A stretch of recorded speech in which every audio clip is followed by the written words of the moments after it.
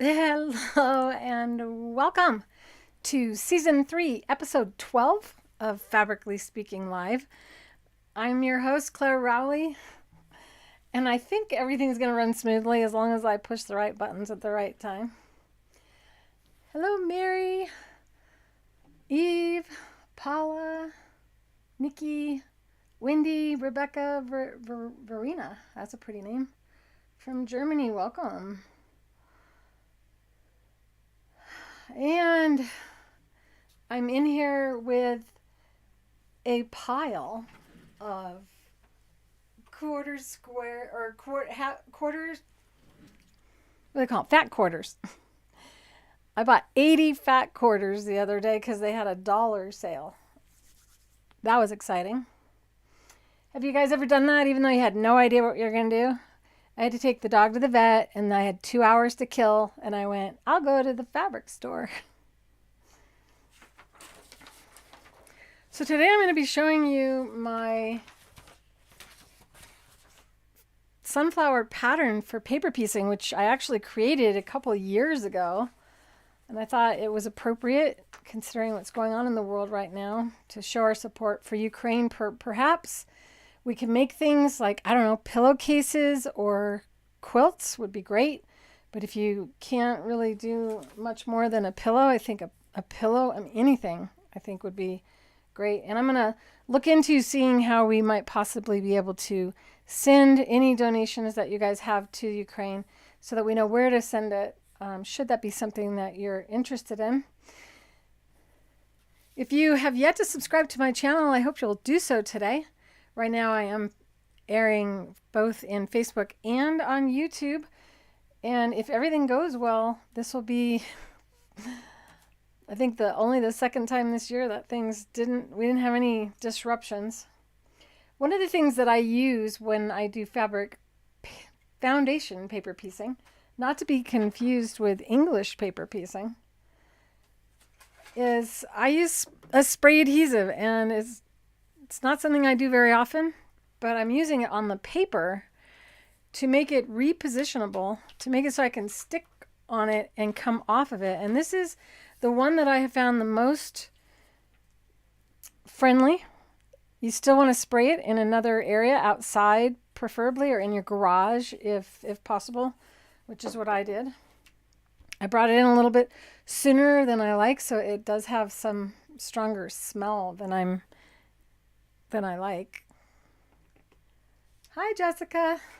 Hi, Luann. So this is the pattern, and I pre-folded it on the lines. And you want the folded lines pointing up, not down. I'm probably going to put in another pattern with a little bit darker or broader line to help you guys fold your lines. I didn't quite get done folding my lines, but you can see that even though it's sticky, you can still fold the paper and then open it up again. One of the things that I like to use is the Add a Quarter Plus rulers. Now this one has a really almost razor edge on it so that you can position it on something. And when you do this, you want the lip facing up when you're going to use it for folding your paper. And that adhesive is going to hold the ruler in place. And the non-sticky side is the opposite side, allowing us to push up to create a nice crease. And then you just simply pull the ruler off, which is going to be a little louder than I'd like. There we go. And then you can go ahead and fold that to the correct side. So basically, I didn't finish doing that. I was hoping to have a couple of these already sewn before I went live today. But that would be so out of character for me, wouldn't it? One of the things I absolutely can't do without when paper piecing is using the Caterpillar light tablet. You can definitely do it without it, but it's much easier to have a light source shining through to see that you have your fabric pieces cut the correct size as well.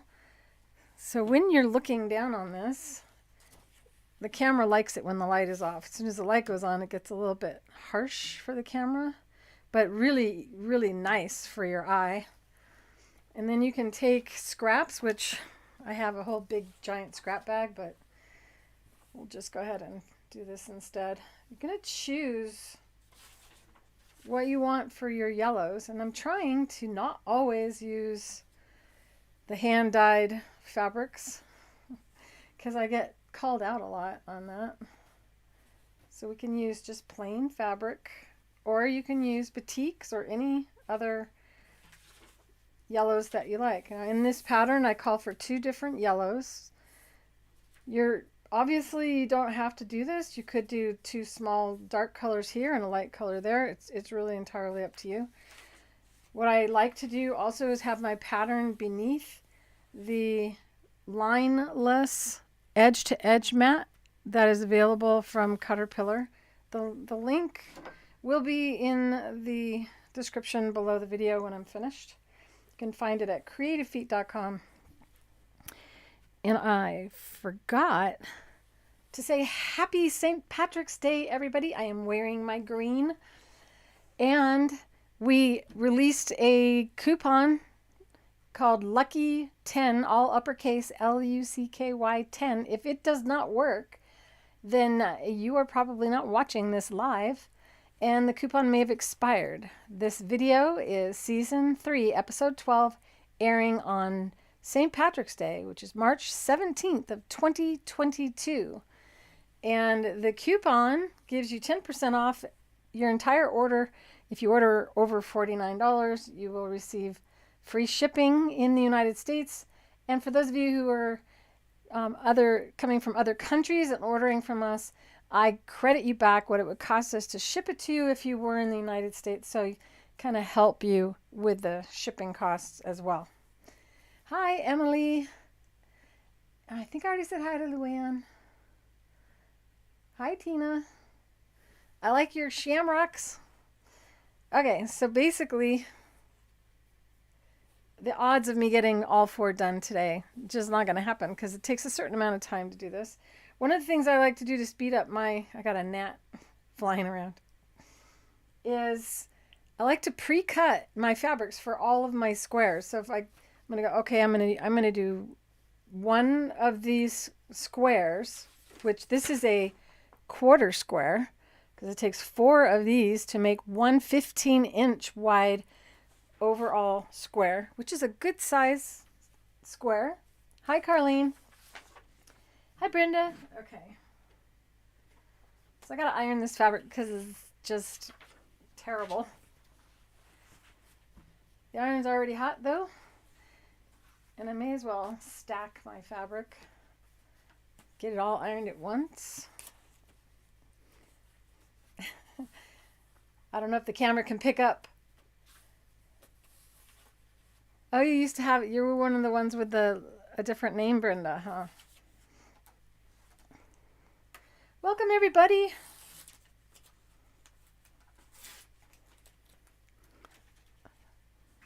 Here we go. Sorry for sniffling. Are any of you going out for St. Patrick's Day to participate in the partying that happens? In the United States, it's definitely a celebrated holiday. I generally do not partake. I'm a little scared when there's a holiday that is really heavily supported by drinking. Go out to dinner early, maybe that's all I do. I'm getting old.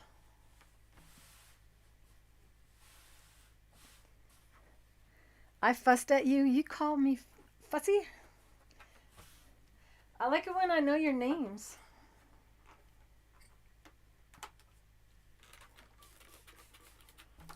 Don't need a lot of fabric. This definitely is a fun project if you have a lot of small pieces.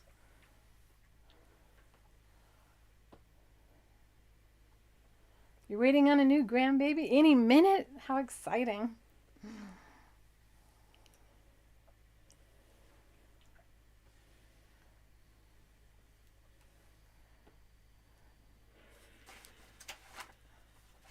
Another thing that I'm going to use is one of the pressers. The pressers are very handy for this.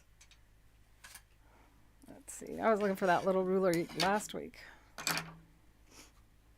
By the way, the vet adored Tinkerbell's little dress that I made last week. If you want to learn how to make dog dresses, I made one in the last 2 episodes of Fabrically Speaking Live.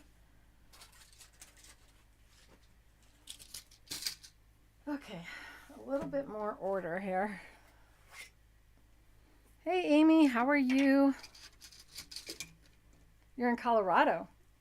That's where my daughter lives. My daughter visited this last weekend, you guys. I was like doing my happy dance for days. We went out to dinner and she goes, "Why are you acting so funny?" I go, "Because I'm really happy." This is Mama when she's happy. I get a little bit excited.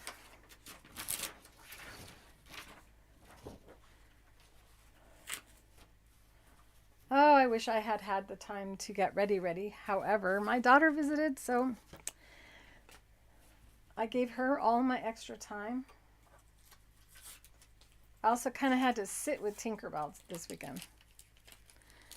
She's doing okay now. She's just getting up there.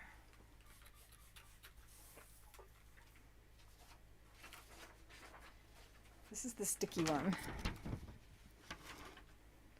I like to, if I'm going to do 4 projects, to print out 4 patterns. So instead of having to tear your paper up, you can reuse the same one, but especially when I'm filming, I like to have all 4 of them ready to go in case I need 4.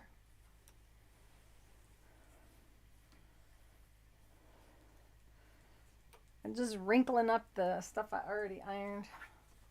Got some greens to do.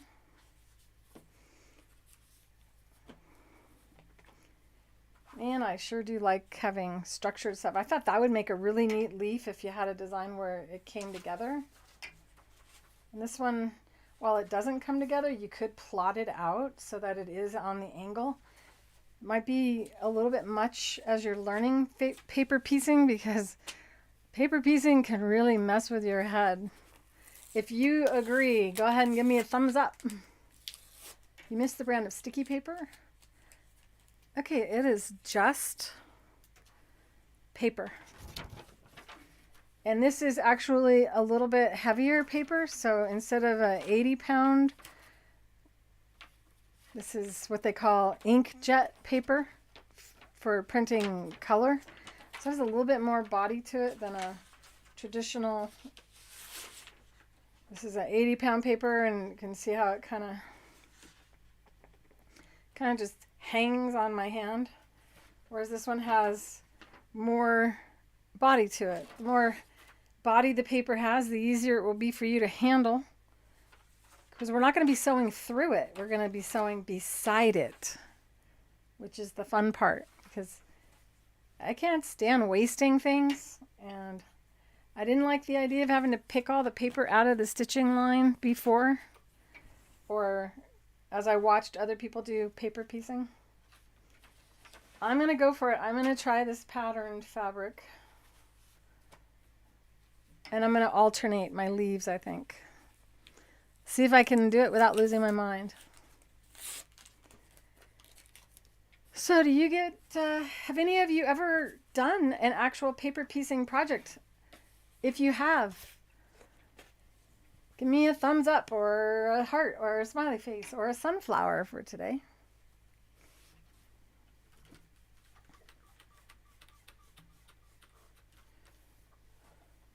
You like the way I sew beside the line. Yeah. So if you haven't already seen my paper piecing video, I did do one already.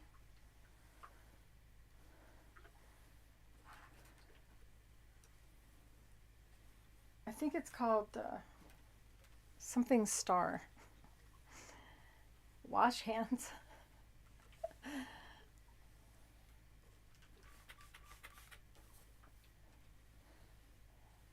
Thank you. I like the thumbs and the flowers. I know it takes effort to do that. I appreciate it.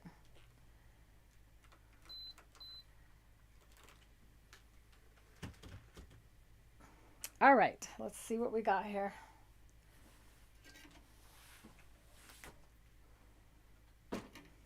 So if you look at your pattern and you go, okay, so this is 1/4 of the overall pattern piece. That will end up 15 inches. So if I'm using 2 greens, which I was thinking about doing that, having 1/2 of the leaf be the stripes and the other half be the solid, then how much fabric do I really need to accomplish 4 times this amount? And you can plan, because you can see through the board, you can cut and know that you're exceeding it before you go to actually piece it, which is my preference. So let's see. This is the darker yellow, and I'm a little bit nervous about whether or not I have enough of this one.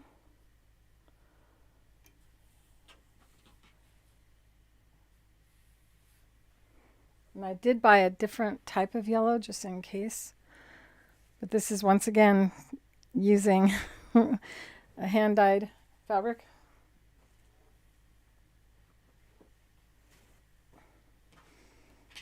So I can just go like this and go, okay, that. So you can see I can't see through the fabric, and then I can, but that's the color. It's even easier to see it when it doesn't have the color. So we go 1, 2, 3, 4. Probably don't have enough to do all 4, but I can buy more. So I'll work on just today. So if that makes any sense, we've got 1, 2 of these to cut. And you can lay it over the actual board while you cut it. And what you're looking for is that you have enough room to do a 1/4 inch. And you want to make sure you have a 1/4 inch all the way around the entire shape.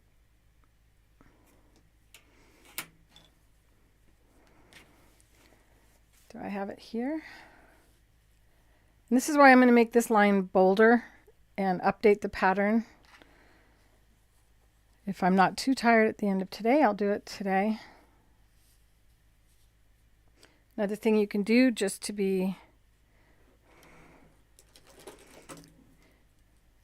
help yourself, you can go, it's number 8, and write number 8 on the actual fabric. And this is the line on it. And I should just done it. Go and do it right now. Make the pattern bigger or darker.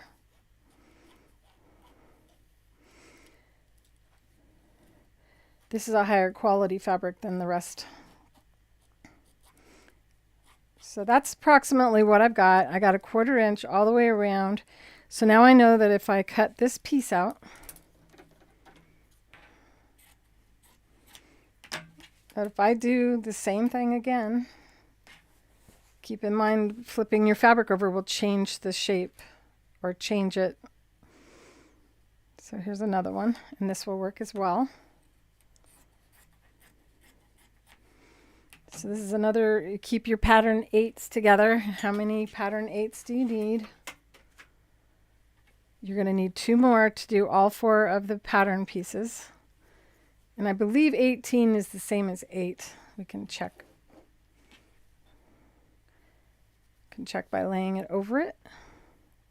And it is. So this is 8, 8, and 18.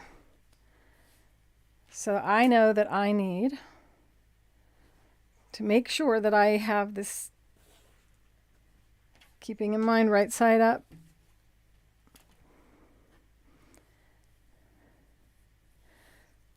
Am I making sense to you? Oh, it does make sense. Cool.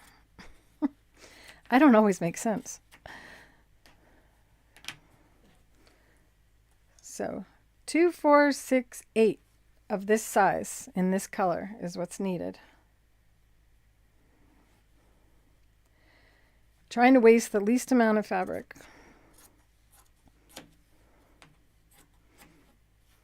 And I found that this makes it go a lot quicker when you actually do the sewing time. I'm not going to make you watch me cut all of the pieces. So we'll just have enough for this top one. But I am going to write on these 8 and 18. And then I clip them together and keep them ready as I progress through all 4 of the quarter squares to create the square. Now we have these pieces here. And also, once again, you want to make sure you have a 1/4 inch bigger all the way around. This looks a lot smaller than that. Did somebody mess up her own pattern?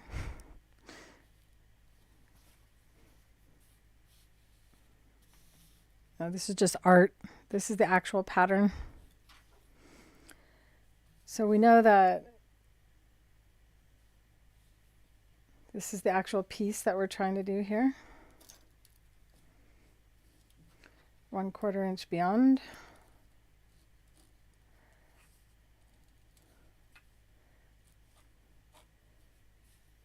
What is on your sewing table, you guys? 4 and 14? Nope, it's just 4. So I need 2 of these. I have no idea why I started so far out.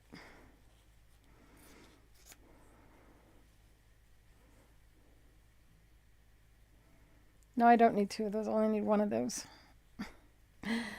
Come on, brain, kick in. Now I need a 14.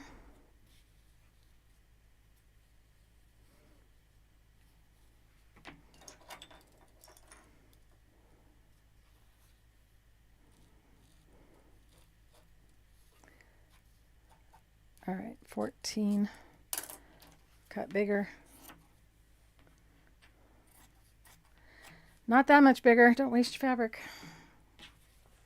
All right, done with that heavy, high quality cotton. You making a unicorn quilt?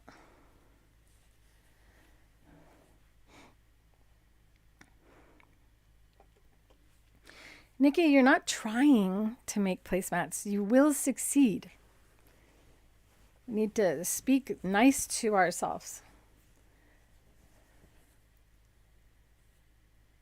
I can't wait to finish my quilt. I don't know if it'll ever be done. See, that's the kind of talk that I can fall into it as well. Maybe one day I'll have a quilt on my bed that I made. Another doggy dress, Wendy. Man, that is it all for the same dog? Are you addicted to making dog dresses?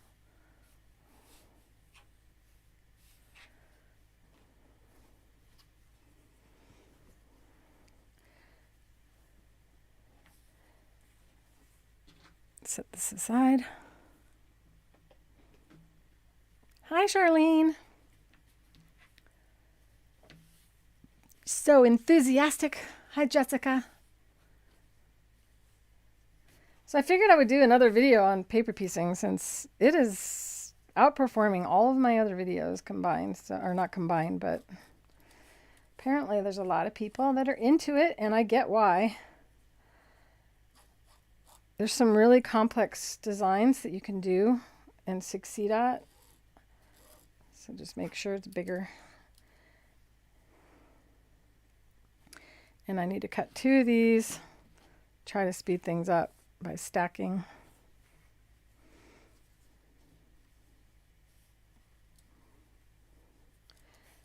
This is 3 and 13.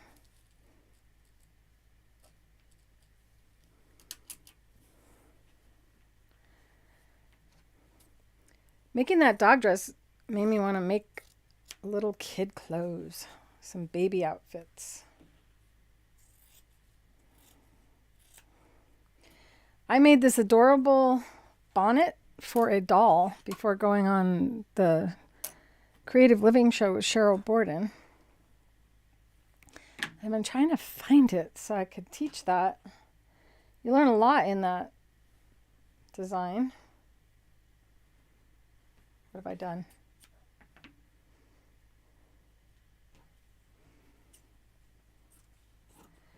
And I think it was Amy. No, it was maybe that asked me to teach the bunny for the basket. Know that I'm filming that one. That will be an edited video because I want to keep it matched up with the same video style as the actual basket itself.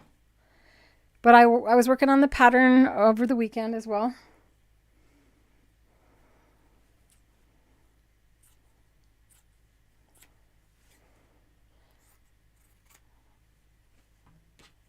That's kind of a cheat for those two.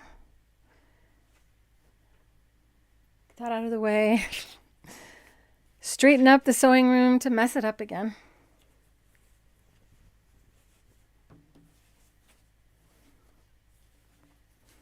So when I do this one, I'm going to draw some lines on it for myself.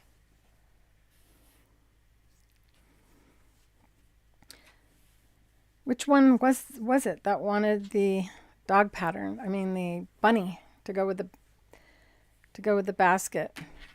And I'll bring it down. I keep looking up at it. I'll bring it down so you guys can see it. So you can see what we're speaking about. This time I definitely want to trace so that I make sure my stripes are going the right way, because I was thinking here you have a leaf and the stripes kind of go out. So I'm going to cut it that way.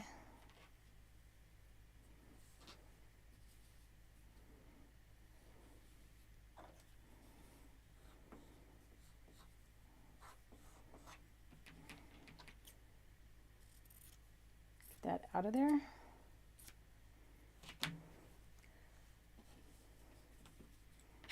Take it past the line, and where's my pen?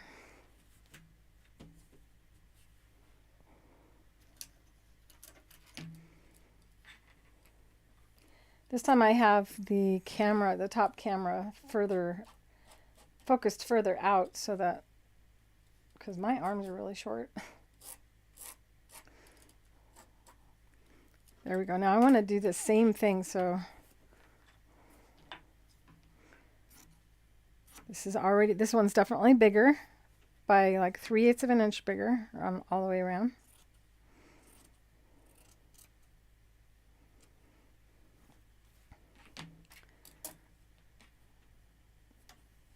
So this one's going to come out like that. And if I do the same thing each time, then that'll work. So now I want to line up my stripes.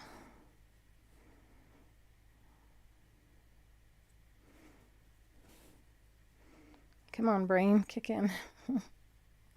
How was that? It was like that. So I just kind of scoot it up. And it should be the same.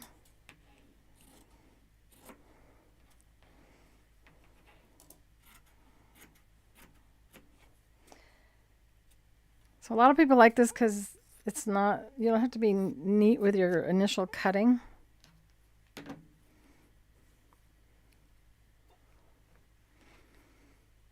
And this is 9 and 12. So 9 and 12. And then we will put them in order so you know which order to sew them. But not until they're all cut. And I've got them stacked up here. And when I do the clipping is when I clip all 4 of my quarters all at once, and then I'll divvy them up in the order that they are and clip them in the sewing order as well. Anything you can do to not have to think, because there's a lot of thinking that goes along with paper piecing.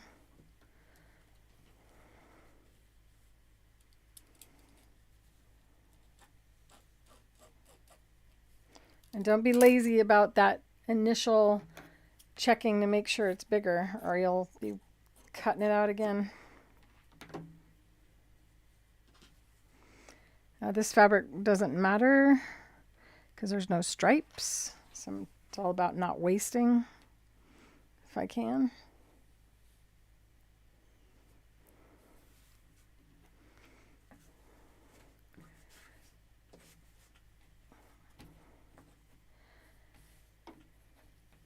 So I was thinking about creating some really elaborate pattern for this and doing a course on it, because I do have the artistic ability. Let's see here. Have I cut them all? I don't have my blues. Almost forgot. And this is Sunflower Sky, and the reason I called it that is because it's got the sky behind it. So this is 6 and 16.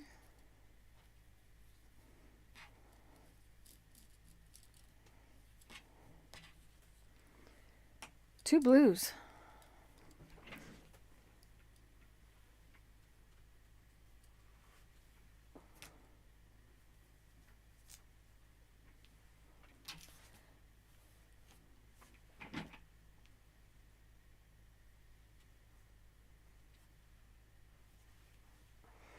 Oh, I grabbed two of the same.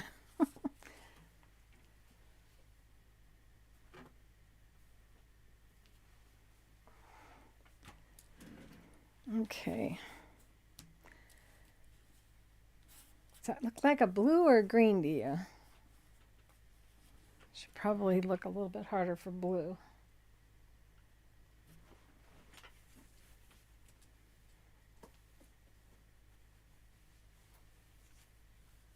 Didn't I buy a bunch of blue?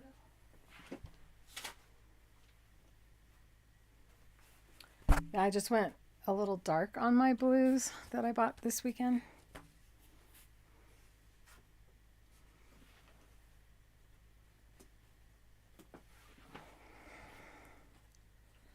Those are definitely teal.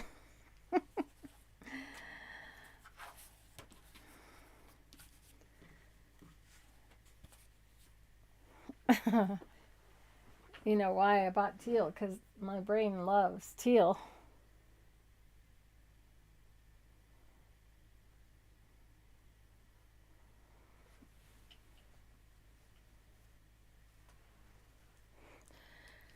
All right, well, I'm not going to make you wait while I look harder. I'm going to use these two blues. Here we go. And this was from one of the educators, one of my friends that stopped teaching. And I bought all her scraps from her. Kind of helped her get rid of it all at once. Trying to remember her name. It's terrible. Time goes so fast. I feel like it just happened.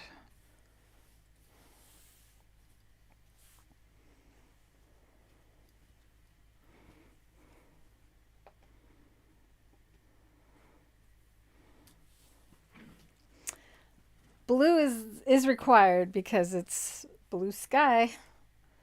So we have, once again, 4 pieces to cut, 2 smaller ones and 2 larger ones. And the iron isn't hot. My noisy iron. Are you saying some of you thought they were blue? They looked blue until I brought them over here. So most definitely green versus blue. But I sure do love these colors.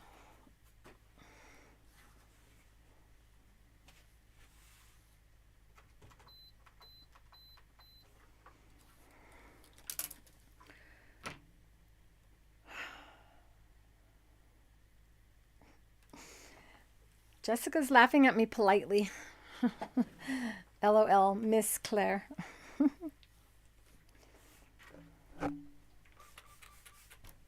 Unlike Amy and Tina, they pick on me.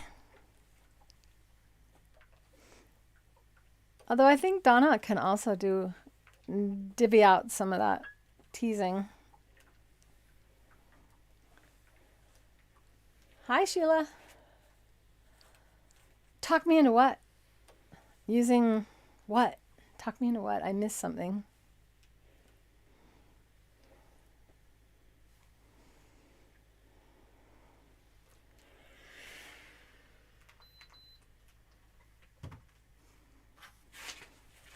For those of you who use the pressers, I don't know if you know that if you warm up your ironing board cover, then use the presser,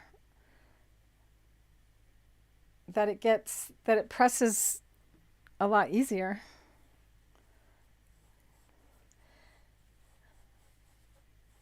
And you get a nice crease. But that's not what we're doing.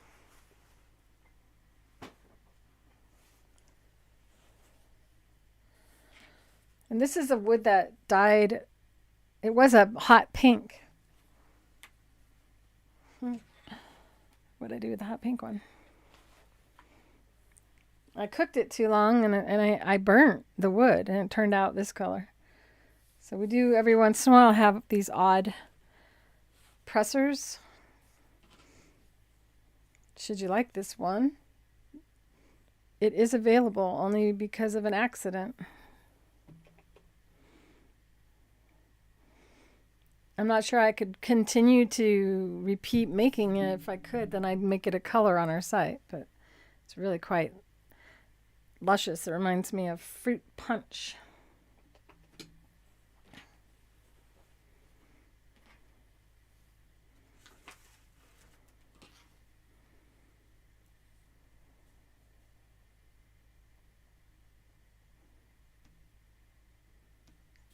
Is that 3 blues?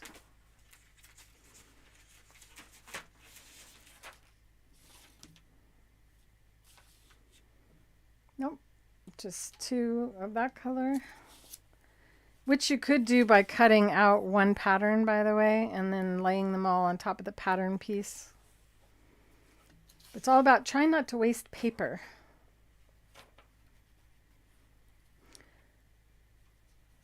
So we need 1 light blue, 1 dark blue of each one of these shapes.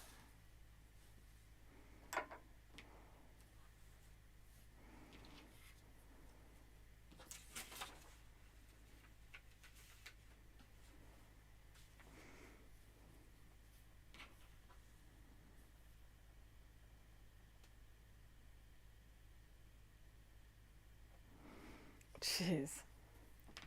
Well, now I get what you guys are trying to get me to do.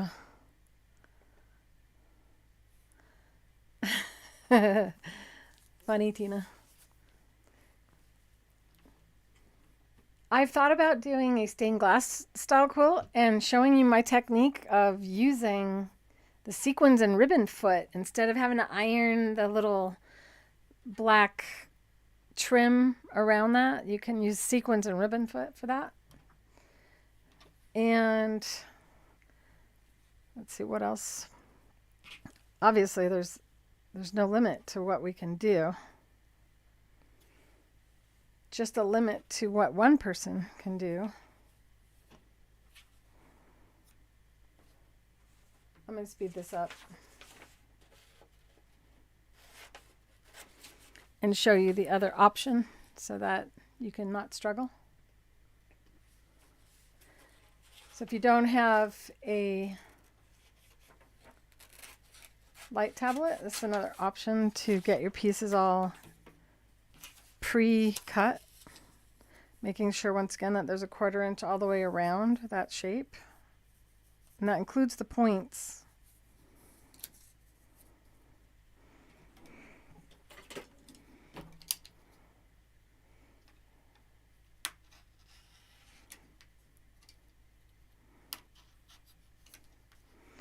It's one of my friends that started that mosaic quilt for faces. You know, a lot of us, we don't really know each other's names, but we hug each other every time we see each other at shows. Oh my gosh, I should know her name. So we got one of each blue in bigger. And now I need one of each blue in the smaller. And this is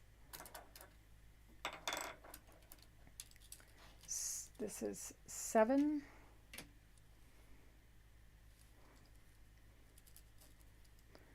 And this is 11.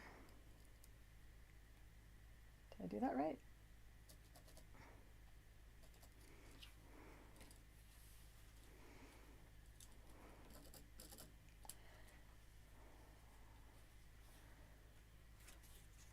Definitely something that I should have done right before going live again to help me remember all of the nuances of it.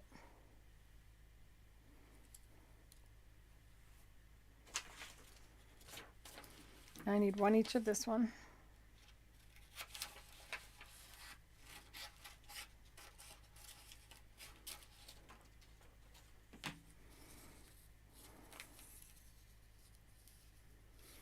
And clearly this is bigger than I need, so I can go like that. And I just have to not forget to add that 1/4 inch on this side.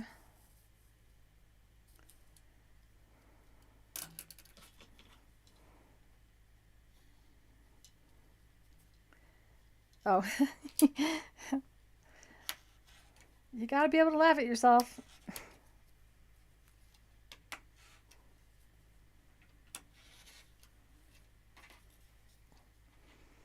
Yay, okay. So you can see how that would be time saving if we were to cut all 4 of these to make one big square. Everything's faster when you do a bunch at the same time, unless you cut them all wrong at the same time. Still have these center pieces.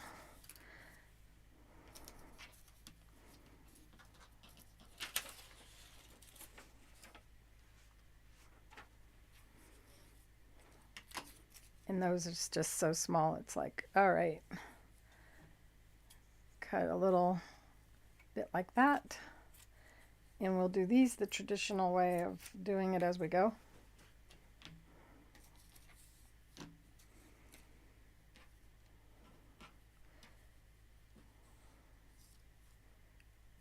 So this one is 1. And this is 17.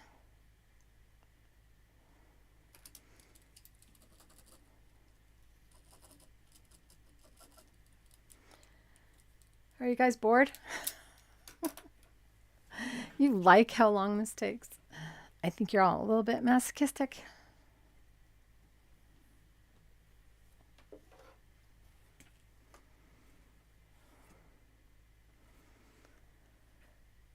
Okay, so this is the one that's already sticky.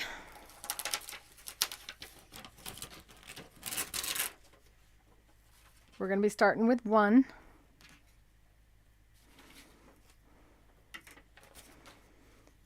And I'm going to put them in order so I don't take longer. So 1.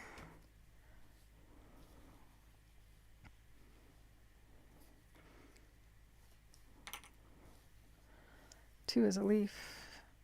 Is it?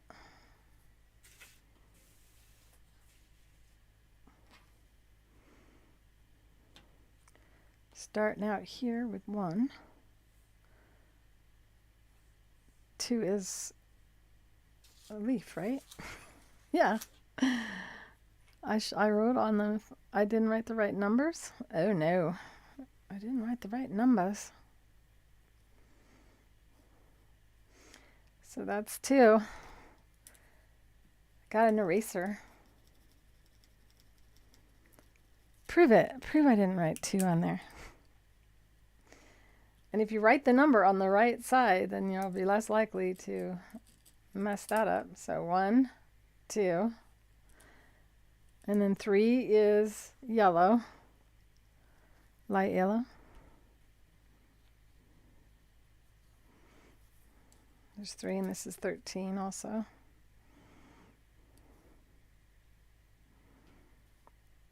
Look like a 1, but it's just a piece of thread. 1, 2, 3. Next one is 4. Coming down, it will be the golden yellow in the smaller piece. 4, and then 5 is a brown, which we will just cut that as we go. Ugh, can I even do that to myself? I just can't. So small, so small. I actually had the middle be 4 different browns, but you don't have to do that.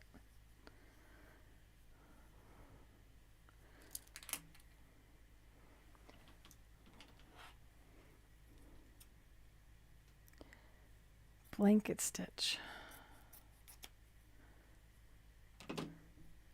Blanket stitch is so much easier with the Satinedge Foot, isn't it? So this is number 5, and then we're going to come back up here and we're going to do 6. And then down,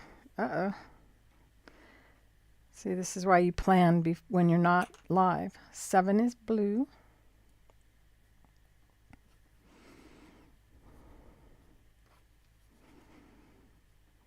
There's 7. Is this making sense? If you have never seen anyone do paper piecing, the whole point of doing it in the first place is to be able to do lots of different size shapes and have perfect points when you get to the points. You know, I'm getting to the point where I like a good point. Sorry. Corny hour. 6, 7, 8 is one of these. So 8 and 18, I take that for 8. We'll make this 18.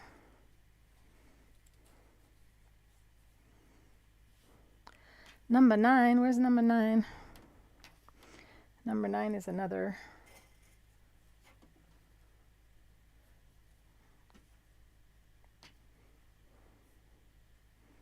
It's the light yellow. Didn't I cut it? I think I just did. We'll use these for that.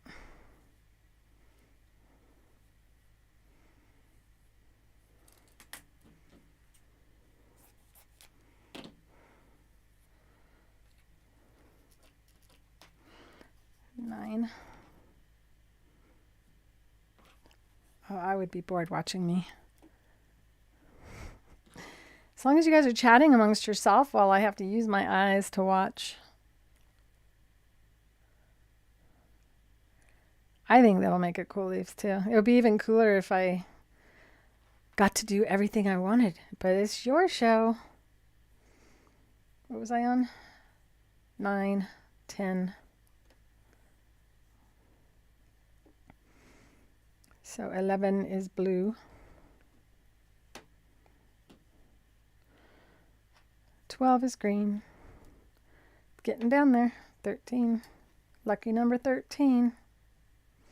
On our lucky St. Patrick's Day. 14.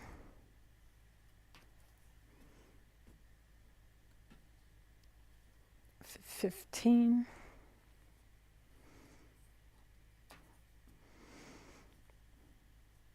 16 is a leaf. Boy, I hope I did this right. And 17. I designed this pattern over a year ago, so. And I did it right after designing another one, so I probably did a good job. 17, 18, 19. That's funny because I thought I cut that out twice, apparently. Oh, no, I did so that I had more than one, right? I showed you how to make groups of them and keep it clipped. Look at that. I was better than I thought.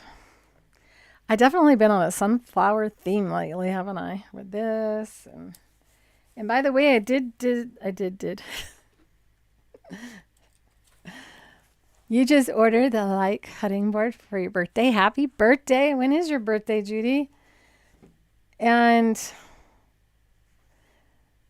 I forgot what I was. Oh, I created a pre-show checklist, Amy. so that I can't forget to make sure that my computer hasn't done some silly thing to make everything go askew. March 22nd. Not too far off. You should have it by then.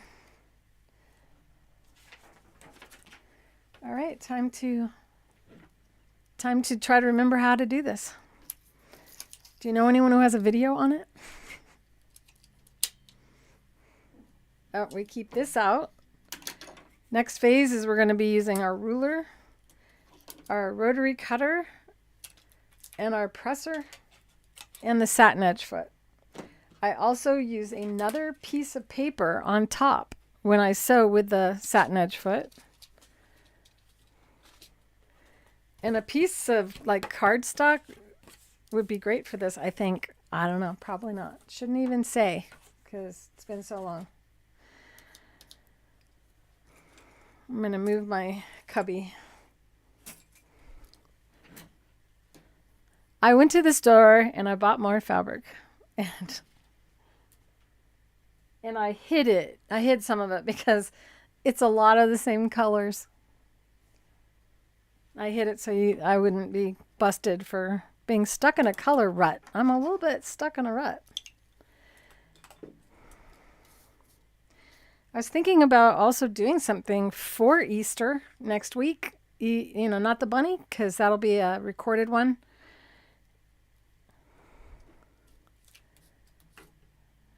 You know what? I'm going to go get it, and I'll be right back, because I'm in the room. Hi, Chase. You've been a good boy. Come here, buddy.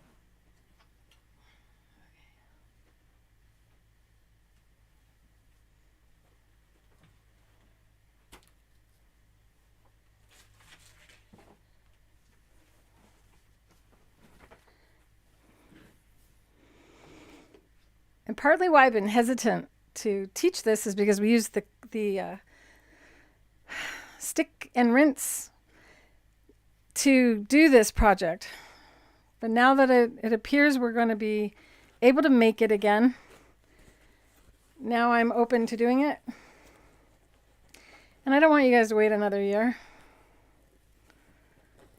But this is my take on an Easter basket. You can do the basket itself right now, and it is one of my recorded ones.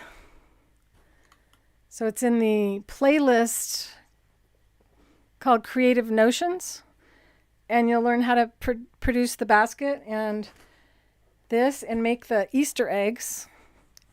And the bunny part is the last part that is a whole nother project. And it holds a round casserole dish in place, and this is the pot holder to lift the lid off. I really like it. But appliquing on Minky can be really challenging, so that's part of it. And I also embroidered the eyes, and that would be extremely challenging. If you have an embroidery machine, you're like, yeah, I can do that with my embroidery machine, but this is actually free motion. I'm glad you guys like him.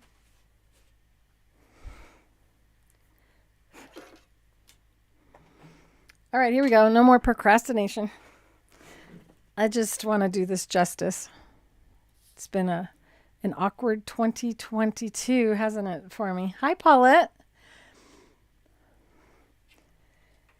Well, normally when I do a pattern that I sell, I have a lot more in it than one like this, but we go live and do the whole thing step by step.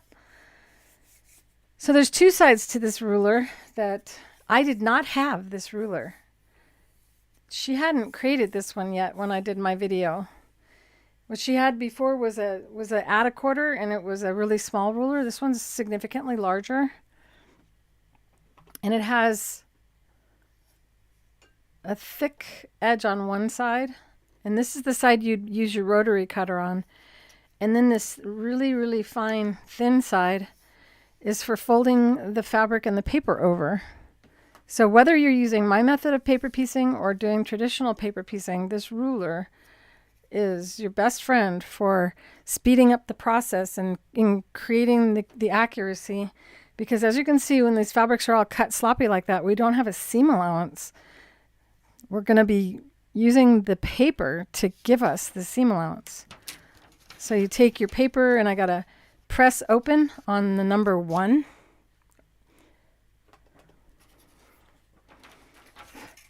So to do that, as I showed before, we put when I press, by the way, I'm also not going to press this line and go all the way to the end of the paper. I'm going to press this line and try to keep it within the borders of that paper, or those lines. Sorry, my light went on and it distracted me. I flip the ruler upside down so that the lip is sticking up, and that gets the ruler as flat and as close to the level of the paper as possible. If you need glasses, wear them.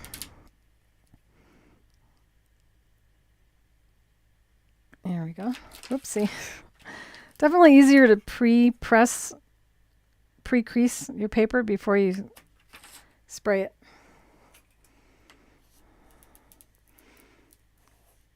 Although I may not think that really, because this really is nice to be able to do that and not have it slip, because the ruler can't slip if it's stuck to the paper. Then you fold it over and give it another press, because we really want all the folds to be sticking up.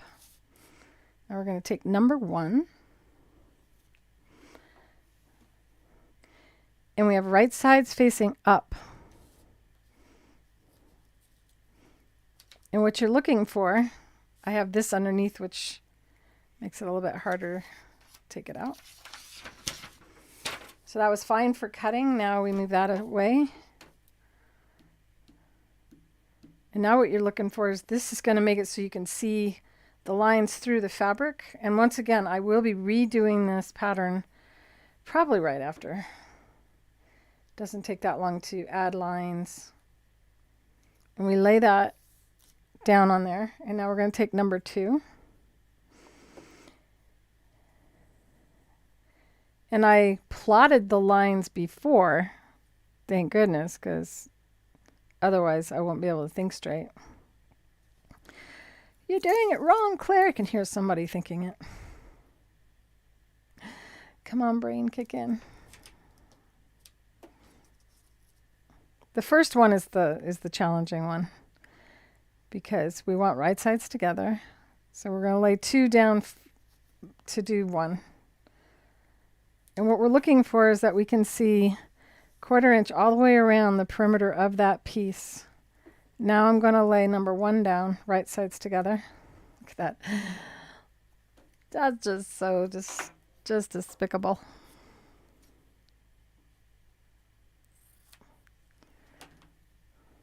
So the number 1 is facing up, which means that is the right side. So I want to get it here. And what we're looking for is that this edge here goes 1/4 inch this way at least. And that it, once you fold it over, surpasses the 1/4 inch all the way around. And this outer line that I've drawn here is a 1/4 inch beyond to help you to, when you lay that down, you go like that and you go, okay, it exceeds on all sides. Now I'm ready to get to the machine.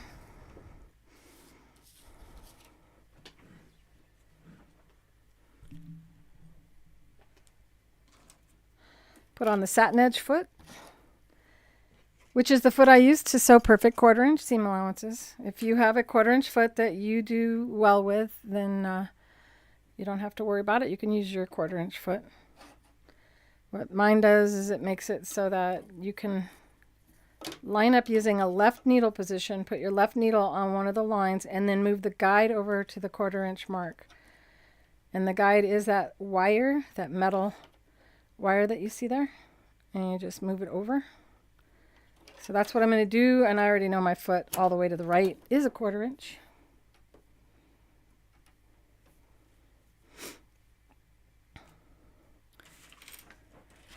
So now normal traditional paper piecing, people would sew over the paper, okay?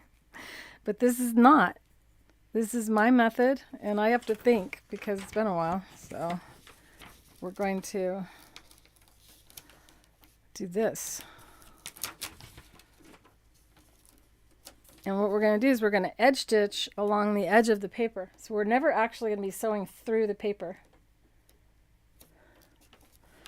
But the foot's going to stick to that. So what I do is I take a paper and put it underneath there. And last time I had a really cool piece of paper that worked.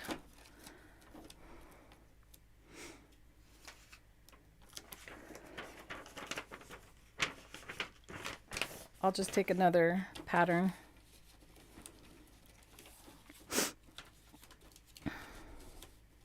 You can also do this with freezer paper, should you be wondering. But it is easily removed. So what you want to do is you want to be lined up. God, it's been a while. You want to have this. It would be not bad to have that be taped so it's always folded and ready. And then you lay it down on top of the other piece so that your foot doesn't stick to it.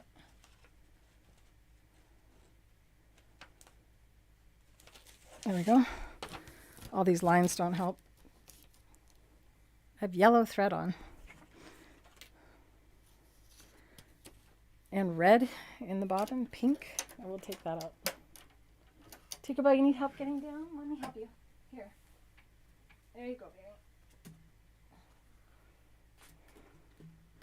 I'm just going to use... Oh, I got the wrong camera on. How boring.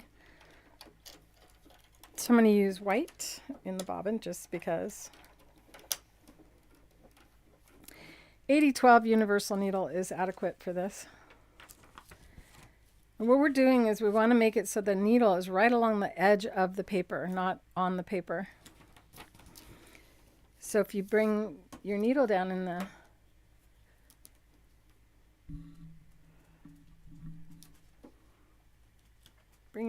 into the fabric.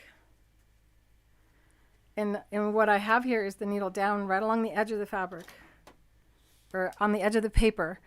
And now I move the guide over. And once this guide is in position for this, I won't have to change that again. So it's not a 1/4 inch seam allowance. This is the pattern that's going to, and the ruler that's going to give us our 1/4 inch seam allowance. My glasses.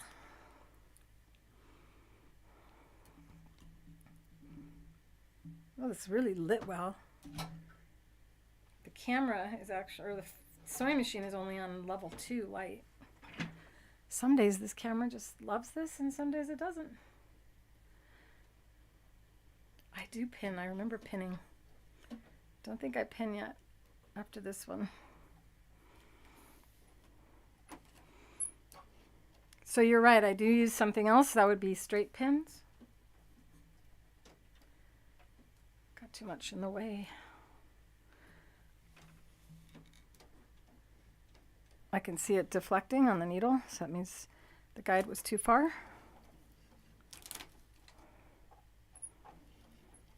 And then gently pushing toward the foot. It's going to keep me right along the edge of the paper. Notice that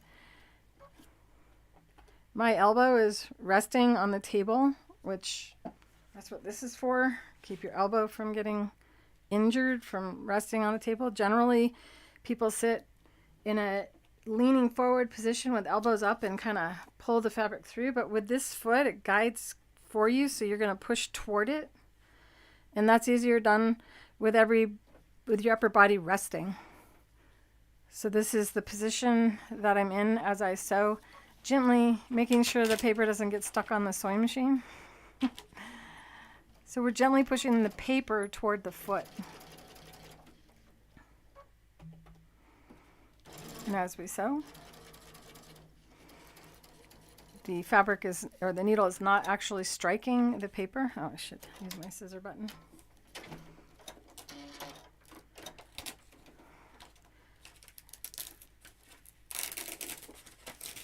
So if you have like an advertisement or magazine paper, that would work better. I think that's what I used last time for this part. Now before we continue, this is when you want to pin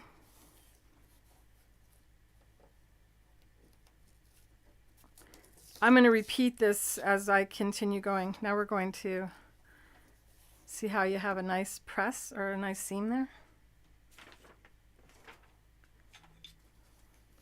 So we use the presser and press it over to one side. So you know you have a nice clean seam. This is folded over. We're going to take this now to here. Using the ruler, and this lip here is going to be right up against that lip there.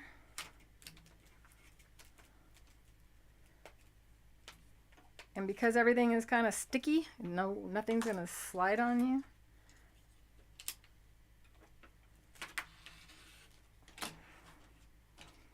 And this is how you achieve your 1/4 inch seam allowances.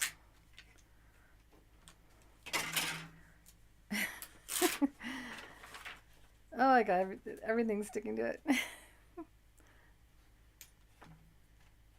It's just a 3M spray adhesive. This is the one that I've used ever since they had spray adhesive. This is I think the oldest one they ever came out with. And they came out with it for photos. And it's safe on fabric as a result, all the safeguards that they had in place for that. And my tension was really tight. I don't know why. So I'm going to lower my tension just because something's screwy on the settings. The next piece is number 3, and I think this is going to reveal why I pin.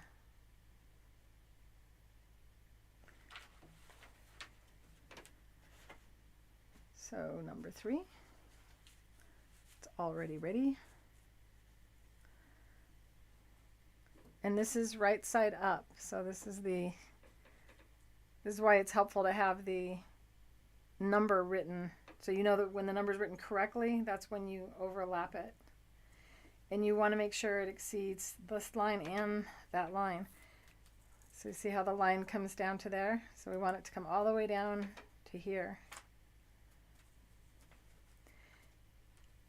And when it is in that position, clearly I made it bigger. I make sure you also make it bigger over here. And having already traced it makes it a lot easier. Now, to sew that, I gotta flip it over. And once you do that, you're gonna go like that and make sure you didn't mess it up.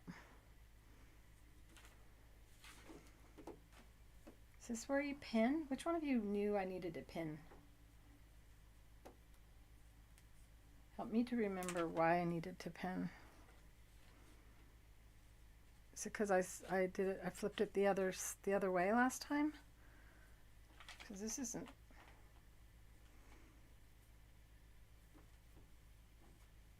See, I would have watched my own video before I went live.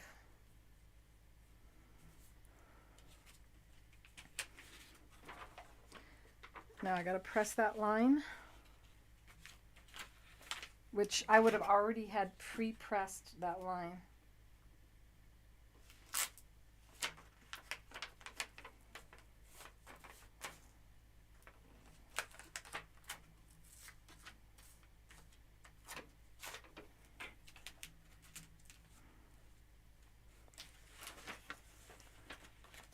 Next seam is going across here.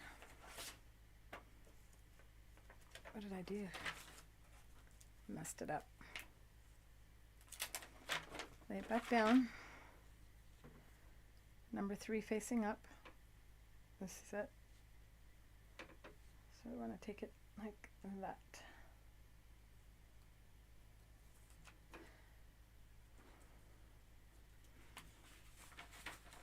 Now fold the paper out of the way. Is this why I pin? I just really can't remember the pinning.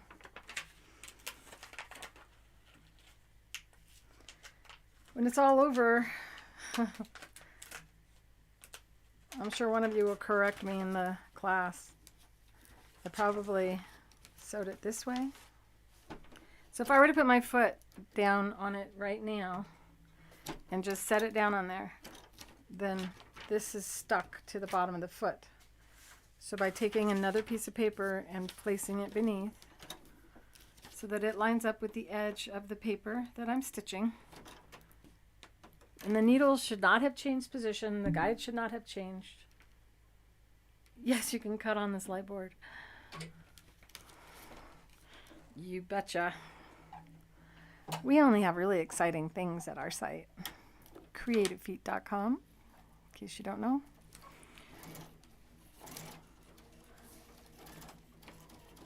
I probably flipped the paper the other way on the initial video that I did where I did this not sewing through the paper process, because I did need to pin things, and now I can't figure out why I pinned.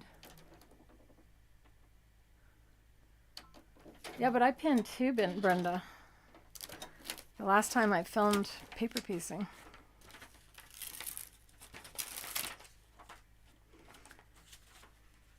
So now once again, there's two sides of this ruler. Never try to cut with a rotary cutter on the skinny side. So the side with the numbers you do not use with a rotary cutter. We're going to use this thick side. And that lip right there is going to be placed off the edge of the paper. And you butt them up to each other. And if the ruler's now actually stuck to the paper, so the ruler can't shift on you.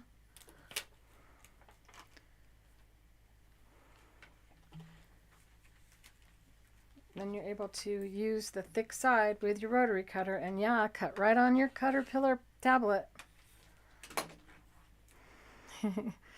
First time I saw this, I was like, oh my gosh, that is the best thing ever outside of the Creative Feet. And then you go like this. I forgot, I always press I generally press all my paper piecing patterns so that the seam allowance is spread open. And the reason I do is when we get to an area like this, you're going to have so many seam allowances all coming into one another that you couldn't free motion quilt there. You could use a stitch in a ditch application, but if you were to try to sew where all of those seams come together, you could break your needle on all that fabric.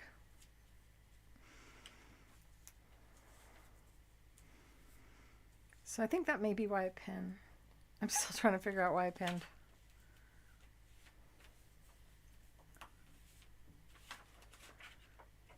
So I'm looking here and I'm like, oh no, I messed up. Claire doesn't mess up. Yes, I do. I most certainly do. I gotta rip that stitch out. But one good thing is I didn't stitch to the paper, so the paper isn't gonna weaken as a result of my oopsie. Now I just need to find my barely ever used seam ripper.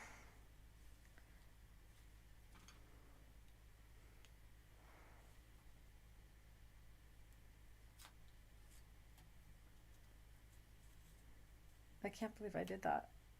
I was being so careful. Your mind plays tricks on you when doing this. So if you have mistakes, especially when you're first starting, first pattern, be nice to yourself and accept the fact that your brain will play tricks on you. And that's what I was trying to say before.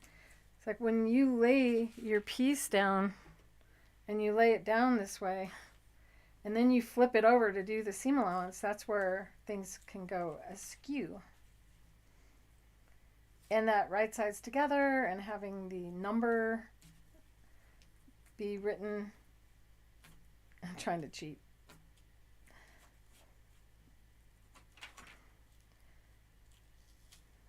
This will be a sample, and I will, before I donate anything, I will make sure that I don't rip out my threads like that on something I donate. You want to make sure that you're always using a good quality thread and needle when you're going to give something to someone. Tinkerbell, what's up, puppy?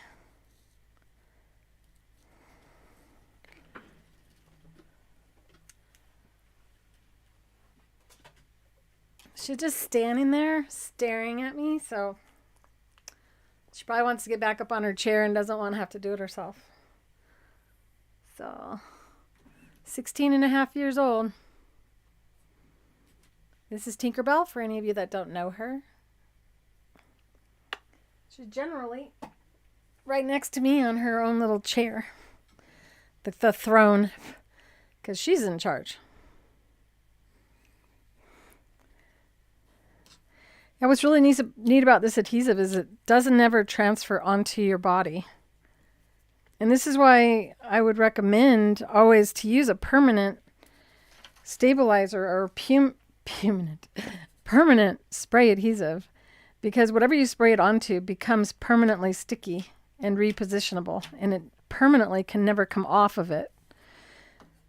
Whereas you use a temporary spray adhesive, that adhesive never really sets. And it can get all over your needle and in your sewing machine. So if you had trouble with, my needle threader just fell out. Oh my goodness. Time for a new one. How'd I break it just like that?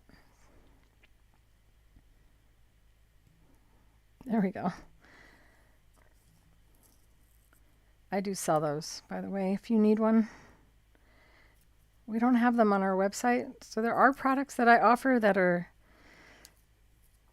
special order only for right now as we build our inventory on our website. Right now we are working toward getting our stabilizers on Amazon and getting our stick and rinse back in stock. Super excited to be able to say that we will be able to do that. I'm not very good at ripping seams out because I don't have to do it that often. Amy, are you counting how many times I've had to rip out my seams all year? So it looks like I can still do it. I just went too far. I thought this instead of this. But we still have to make sure the seat's there. Okay, so now we'll do that again, instant replay.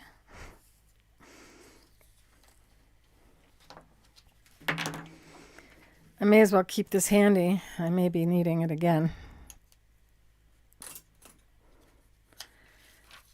So, fold that back. After making a mistake and seeing you guys write, wow, that's amazing, I sit there and go, what the heck are they talking about? Because making a mistake to me is not amazing. You know what I want to try? I want to try using the ruler. So flat side down.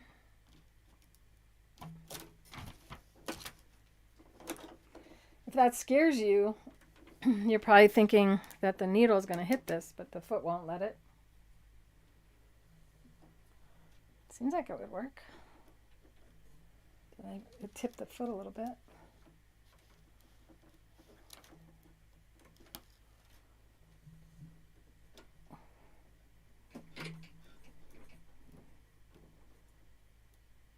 Oh, I got the wrong camera on. So sorry. The transition button needs to be bigger so that I never miss it. I was thinking of using the ruler to actually sew over it, but it has like a little ramp and it's making the foot tip. So we'll go back to using another piece of paper. If you've never seen this method, know that it's just born out of me not wanting to ever have to sew through paper. Because paper damages your needle, and then damaged needle damages fabric.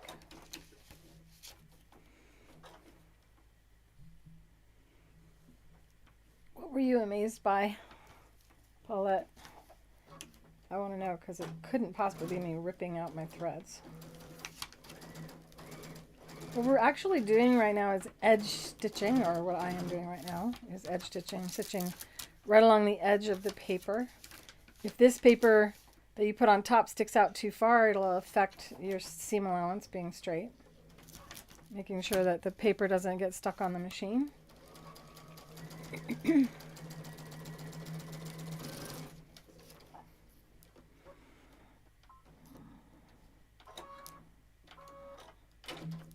Oh, where's my scissors? There it is.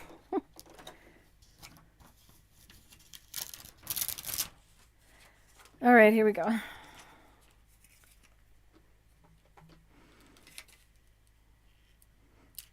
I think we only have one of the pink rulers left, by the way. It does support breast cancer. It does not cost you more. They just put money toward breast cancer.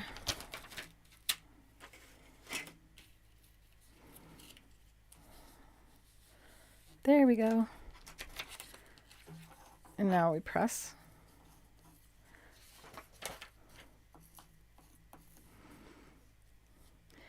You might actually sometimes want to actually trim something up before you go, but the whole point of this is to not have to do that. So we have done 1, 2, 3. Now we're going to do 4, which is down there. And you can see how sloppily this is cut for that. But the whole point of paper piecing is to not have to sit there and labor to cut things accurately. So we bring that down. And now find my number 4 piece, which is all ready because I put them in order. The number 4 should be facing up because that is right side up.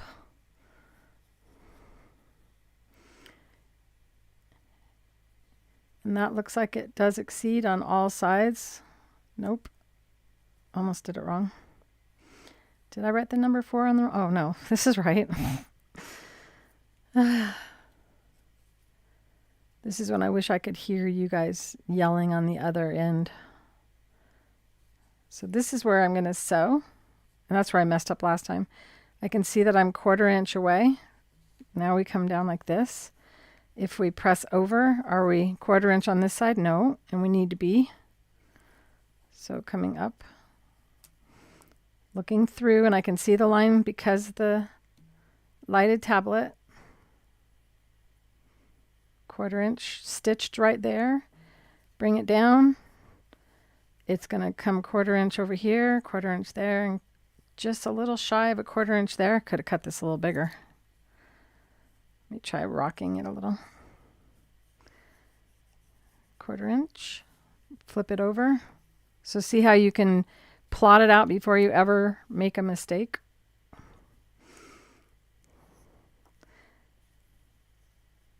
Definitely could have sewn this better or cut this one bigger.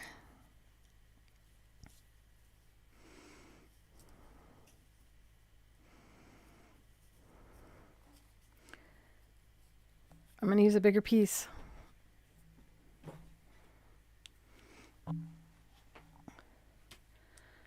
This is how a lot of paper piecing is done. They don't even cut it. Just kind of go like this and go, okay, let's see. There's a 1/4 inch. There's the seam allowance that we're trying to sew. 1/4 inch. Take the fabric, fold it over. Will it fit? And this is like the most forgiving of ways that you can do this. And we're going to fold the paper back, which I didn't crease this yet and would have had all these pre-pressed. Once again, the flat side of the ruler down against the paper, take a presser and go like that. We need this to be pressed, the paper, but not go all the way across, because here we don't want it crease going that way.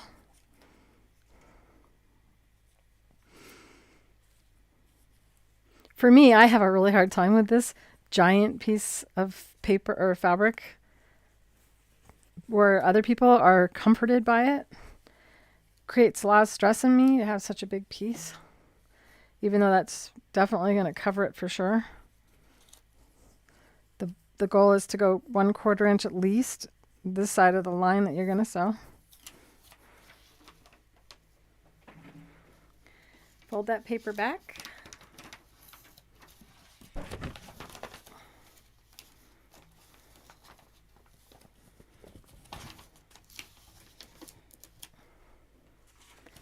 Take that paper, and this may seem really slow, but it's a lot quicker when you're not teaching it live.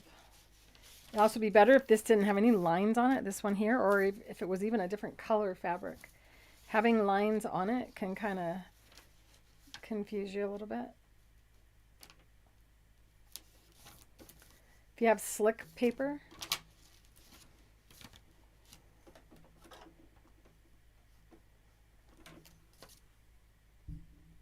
it's harder than it looks. It's harder no matter how you do it. The brain is just a little bit weird. First square or quarter square is where you learn. And even then, I think I made mistakes after that before. But if you were to try to make this shape without this pattern process, it would be much harder.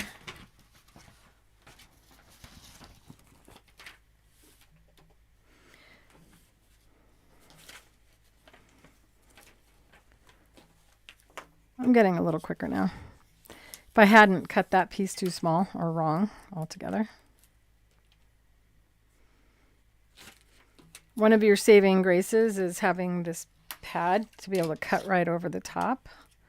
This comes with a pad with a bunch of lines on it. This is the edge-to-edge mat that I think is definitely really important for foundation paper piecing. Now you can flip this over and chop away at the excess that you have. So see how I don't really like that, but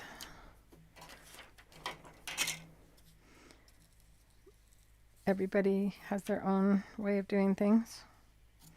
This may feel more comfortable to you. To me, I'm like, if I waste more fabric, I don't like wasting fabric. That's all for number 4. I definitely made that way too big. So you're seeing what's taking place here is we end up with 1/4 inch seam allowance, but we certainly don't start out with 1/4 inch seam allowances. The stickiness of that holds the fabric down for you, and I'm not feeling the need to pin, which means I am doing something different than I did initially. So now you might think 6, sew 6 on there, but you could sew 6 to 7 first. And a lot of times you can work in sections and then just sew your sections together. But I did it this way, so we'll just, when I designed this, I had my brain.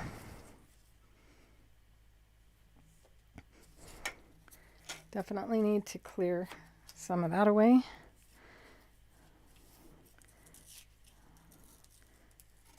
My brain is not happy with all that. Let's get it out of there.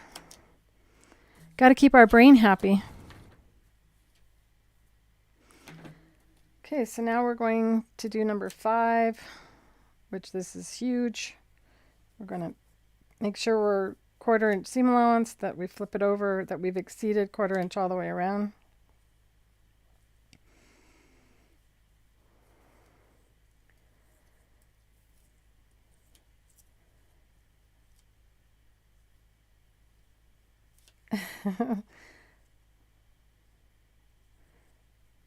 It's a gigantic piece. It should work. But the brain has to work. There we go.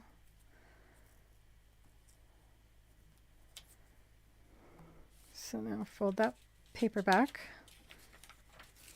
And I can't say this enough. You would have already had all your paper folded, which makes it a lot faster than doing it as you go.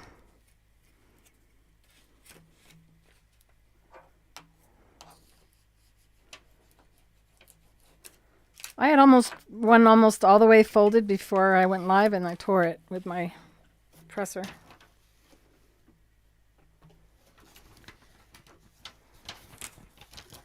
So fold that back on that line.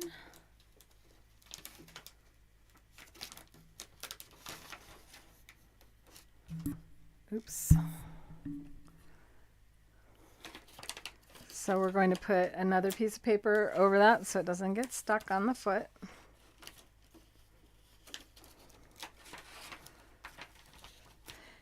So it seems like this is a long process, except for you're skipping the end of ripping all the paper out of all the pieces. And I've heard a lot of complaints. On a piece this small, I will reverse at the end.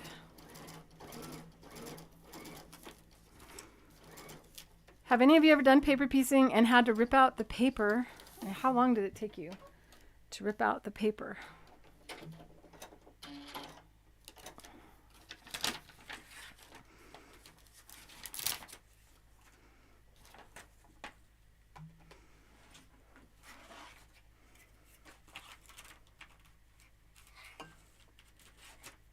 The ruler can't slip. How are we looking for time? Despite all my errors, I'm not doing too bad on time.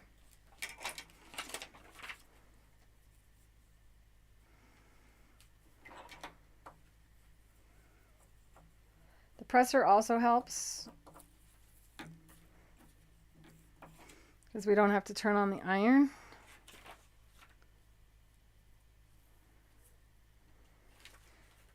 See, so the next piece would be much more efficient if the pattern were designed to where you build this, which you could do because you could cut these patterns into sections and do one section, the next section, and then have one long seam going down.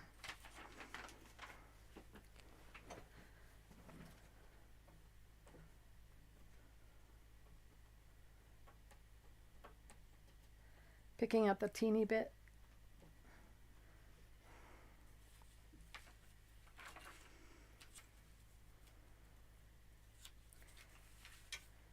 Does that make sense to you guys?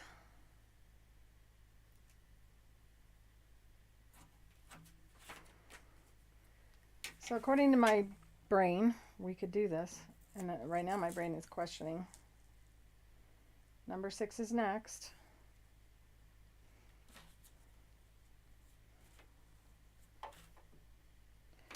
So you see how the light source definitely makes this easier because we want to make sure that we are going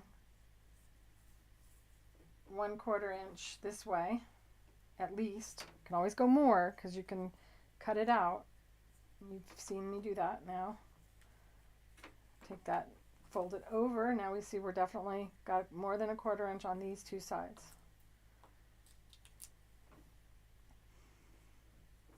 So I actually lined it up with that other piece, I think.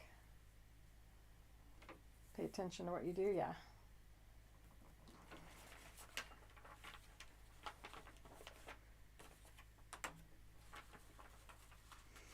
I think this is it. Now it's starting to get bigger. No, I still don't want to do that. Do I? Yeah, I do. Now's when I want to pin. So it's starting to get bigger. The bigger the fabric piece gets, the more likely it is to slip around on you when you fold the paper over. And I folded that line before I started. So it's already folded. Yay, I knew there was a reason I used straight pins because I barely ever do that. It's this green fabric, that's all I really have to worry about.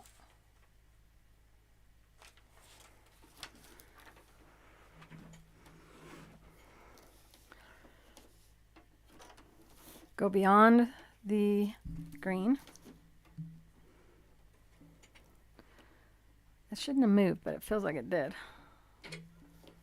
Probably put the paper too far over.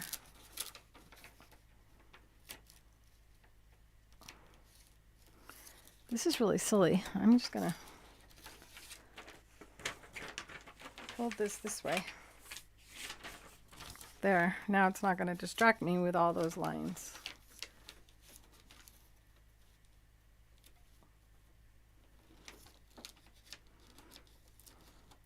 There are some incredible patterns out there for this.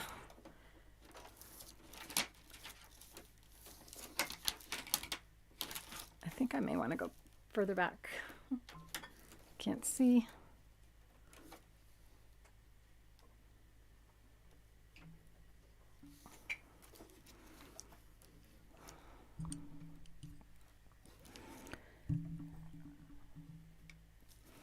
Oh, that's what's in there. Okay, push gently toward the foot and it pushes back the other way.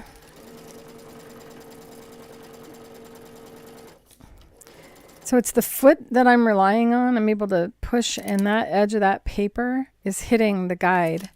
And that's what keeps the seam allowance right along the edge of the fold of the paper, which is just instead of sewing through the paper, we're sewing beside it.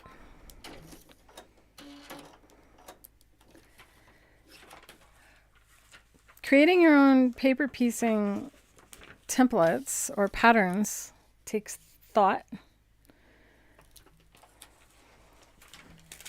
You have to accommodate for the seam allowances. The middle part is easier. And you just have to think, what is the furthest away piece? What's farthest away? And then you're going to build upon it. And like I mentioned, if you were to build it in sections, do this one and do 4 of those, 4 of those, 4 of those, 4 of those. Then you can just sew it together, sew it together, sew it together. So that would be a shortcut to making this. And then realizing that all of these squares that you're creating, these quarter squares, all of them need to sew together. And in order to sew them together, you're going to need a 1/4 inch join in the middle.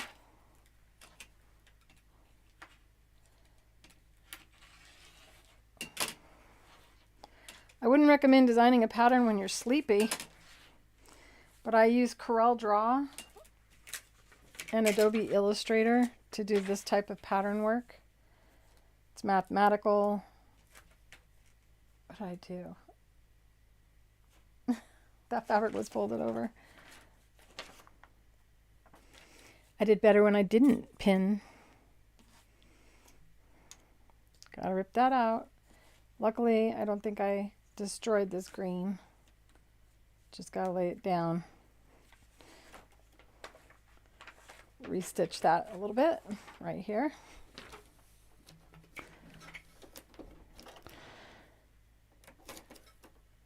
Now, if I try to sew right now without the paper on top, the foot is going to stick.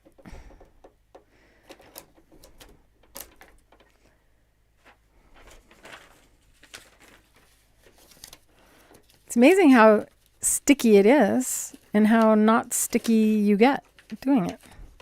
And it has no odor either once you've allowed it to chemically change, and that's what happens with this. Normally, if you have a temporary spray adhesive, it doesn't ever really change. When the air gets to it, it kind of dries a little bit, but it doesn't stop being what it is in the can. Try to make sense out of this for you. When you have a permanent spray adhesive, this one here, when the air gets to it, it changes.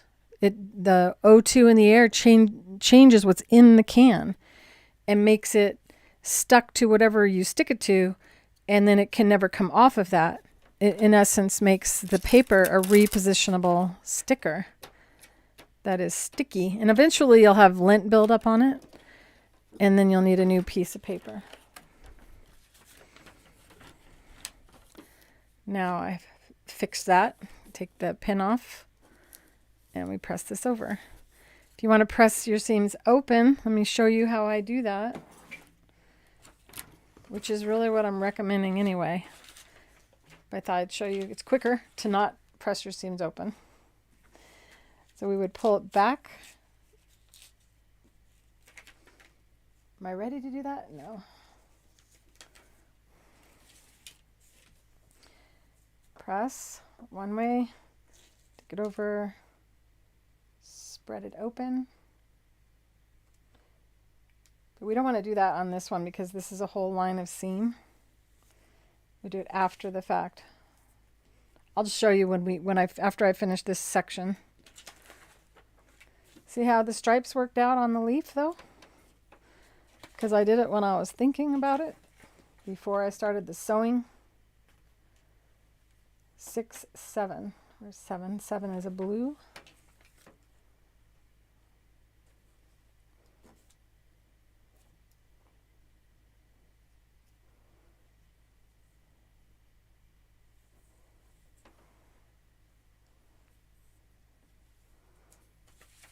I got quiet because I've got the green so big it felt like something was wrong.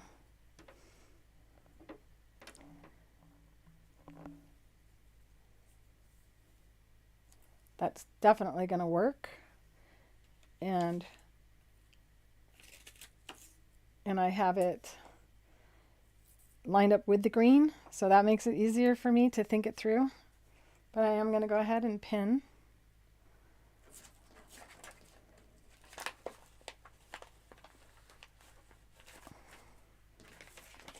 And that's so I can flip it over, and I gotta press my paper.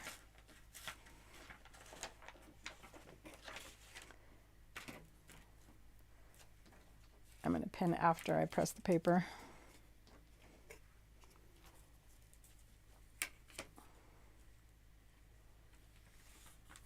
Got the ruler upside down. No, I don't.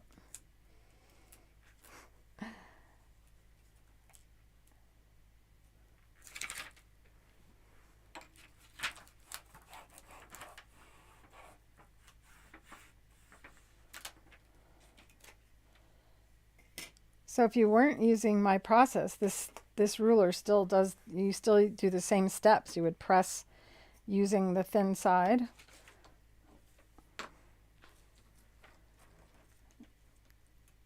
Still getting used to my own fingernails. But delighted in the fact that it looks like I am going to be able to be all natural from now on. I had a healing, and my nails now grow. Yay, yay.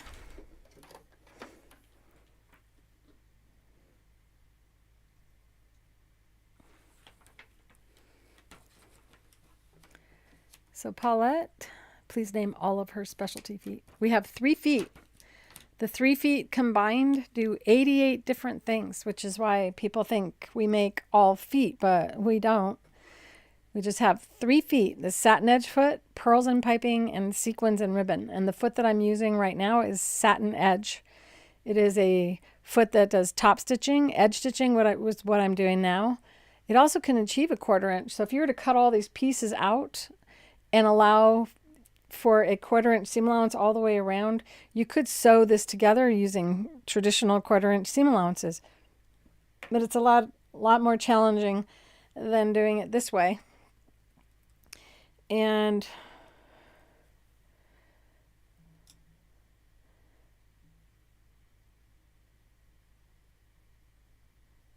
so on the pattern itself, in answer to your question, Jessica, is I have the pattern pieces numbered in the order that you sew. So we started with number 1. And then before I began, we made sure that each piece exceeded the shape that you're going to sew it into by at least 1/4 inch on all sides. And then I wrote the number of the pattern piece on it. And then I stacked them in the order that they sew, so you don't, because just the folding of everything gets your brain a little tired. So if we can eliminate thinking as we sew by stacking them up, then you would make 4 stacks and make 4 pieces of this particular pattern. And then we will sew them all together. So you can see on this is 1/4 square of a 15-inch square. This sews out as a 7.5 inch piece. Overall, it's 8 inches. We're eliminating that 1/4 inch seam allowance when we join them all together, and in the end you will have a square, and it'll look like a sunflower, a complete sunflower. I hope that makes sense.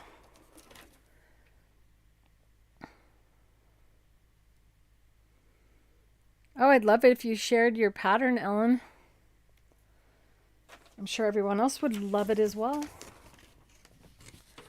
You were right in doing that and numbering them in the order that you wanted to sew them.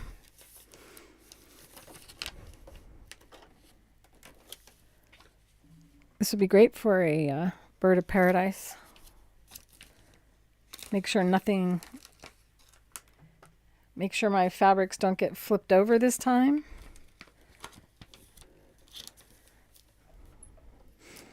We're edge stitching, so we're not having to do a 1/4 inch seam allowance. That 1/4 inch seam allowance is not a topic of conversation. And instead of sewing through paper, which dulls and damages your needle, we just sew beside it. And the design that I'm doing, since I'm not pressing my seams open, this will be a stitch in the ditch pattern. And the Satinedge foot is also a stitch in a ditch foot. So you don't have to keep changing feet. You just move the guide on the foot. Now I'm going to go ahead and cut that down to a 1/4 inch seam allowance. Am I starting to get a rhythm here? You guys getting the point of this? Now the thick part of the ruler is the side that we're going to use against the rotary cutter. And that lip is going to rest right off the edge of the paper.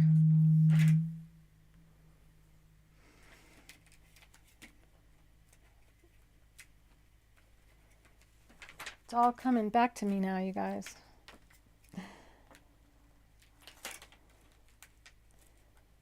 Once you know that you're lined up there, the ruler can't slip because it's stuck on the paper. It's getting thicker. We're getting more fabrics joining together here. Flip it over. And the light tablet makes it so we can see that we are extending past the edges. So now it's number 8. Ah, that's why I did it that way. See, now it all comes to you when you're in the process of doing it. So is this going to work?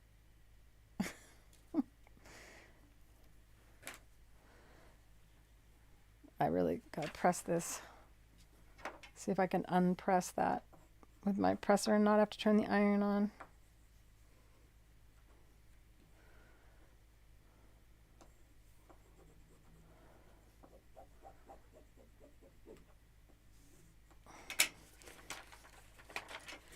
And that's why I honestly should build this one separate, set it aside, build this one, set it aside, build this one, set it aside, then sew them up together.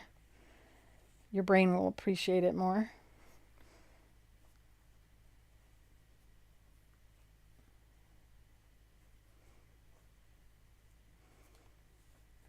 But I don't think I would have done it if I can't do it. Just need to, we can't peel that off, can we? Yeah, we can.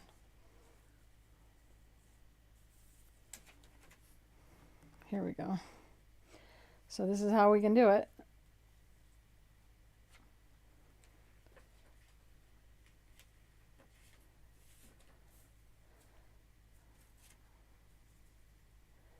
One more double check on that.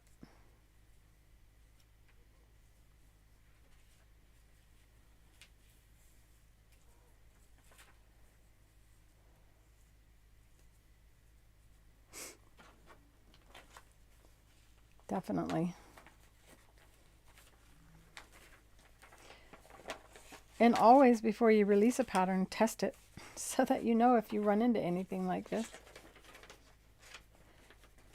If you guys are going to make this sunflower, do it in sections. So this would be so much easier to do it this way. There we go. So how I would handle this is I would go like this, do a circle and do number 1, number 2, Not all patterns work out this way. And then this one, number 4. Then you would sew up, this would be step, I think 20. So the 1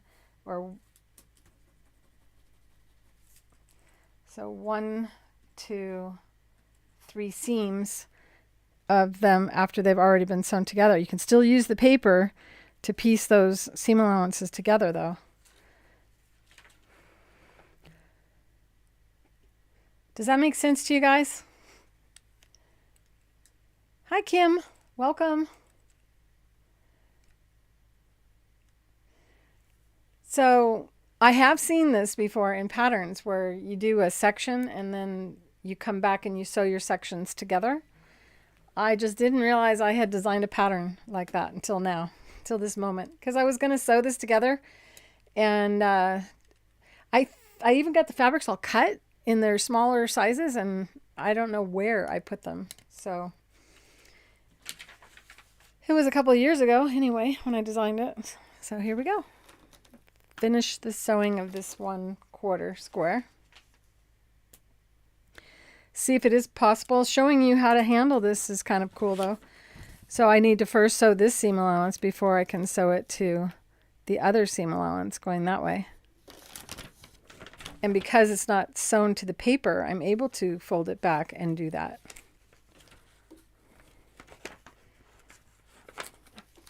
And I just need to go from this yellow, making sure that nothing gets flipped over.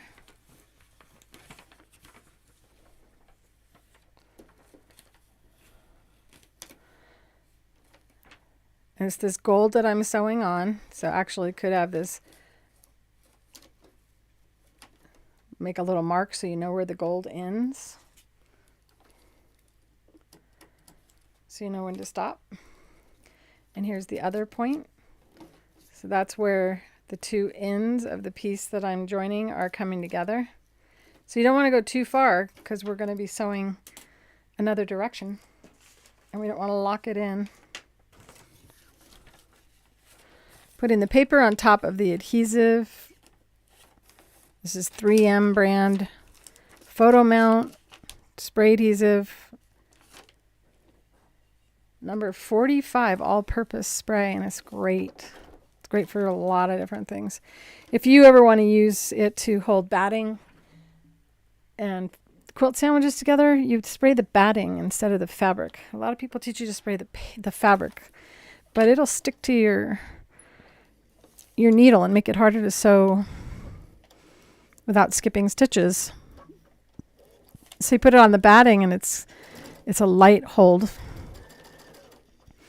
Once again, I'm edge stitching off the edge of the fold of the paper. It's a very accurate way of doing this. Oops, I didn't go far enough. See why marking the front helps.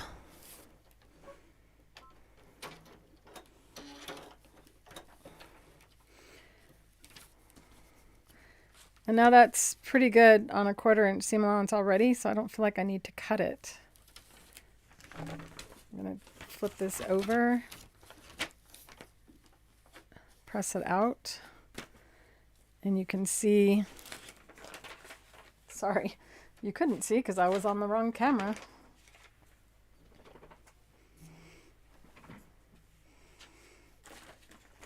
Okay, remove this paper that stopped our foot from sticking to it. And then we see if we need to cut. But it all looks good on a 1/4 inch. So now I'm going to open it up. And this is these are the 2 pieces now that need to join with this one. And this is where I'm thinking the only way you can sew this pattern is to do it in sections.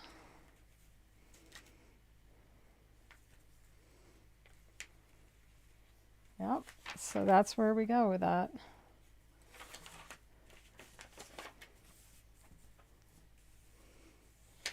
So that is it. We definitely have to do, I need to change the numbers. So let me do that.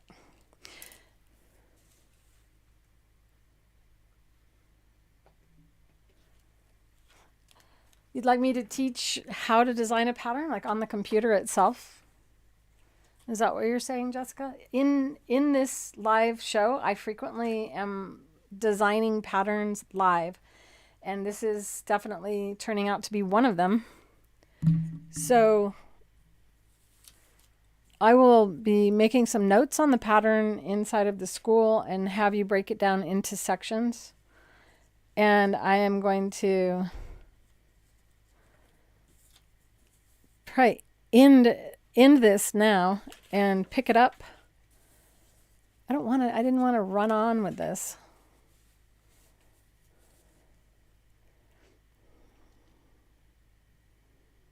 Yeah, I'm going to work on the pattern, and I'm going to have it broken down so that you guys don't have to go through this.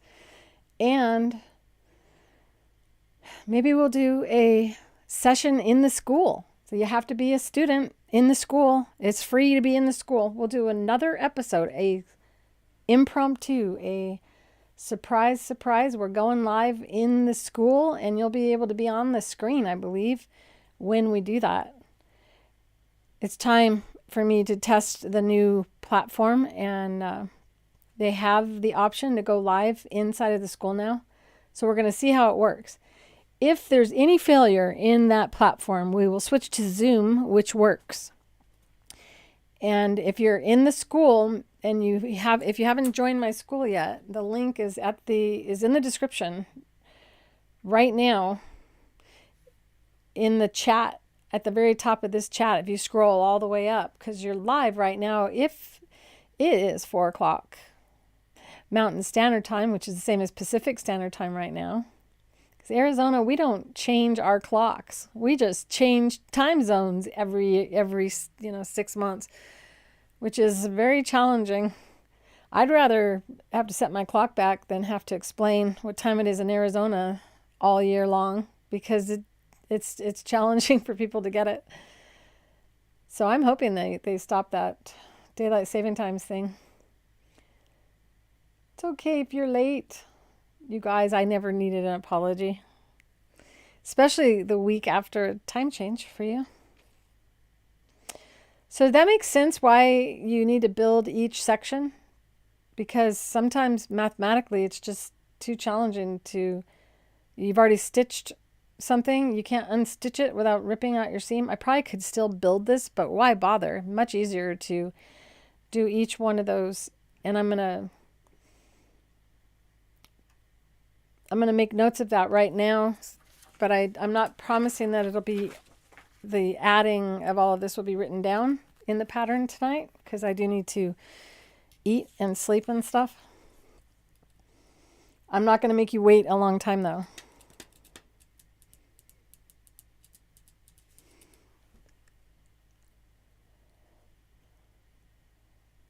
I'm trying to think, should we do it Saturday? Would you guys like to meet in the school for a live student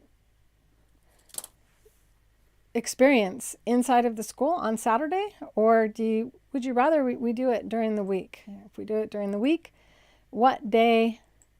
These are the kind of things you could write in the chat after the live is over, or just say it in the school. Right on the, let me show you what it looks like. I'm going to open up the school so you guys can see what I'm talking about.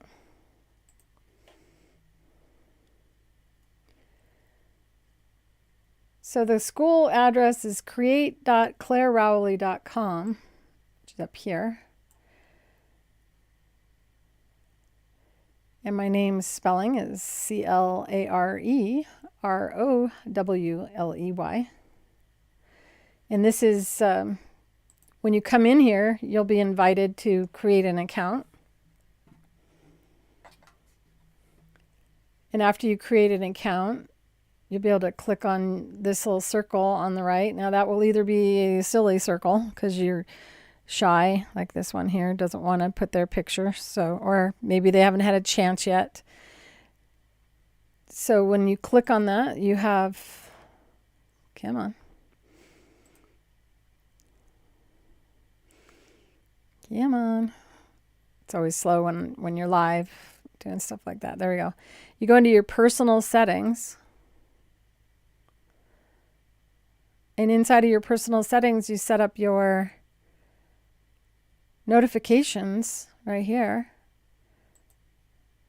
If you don't do this, you won't know we're going live in this school. So I have emails off because I'm always checking the school.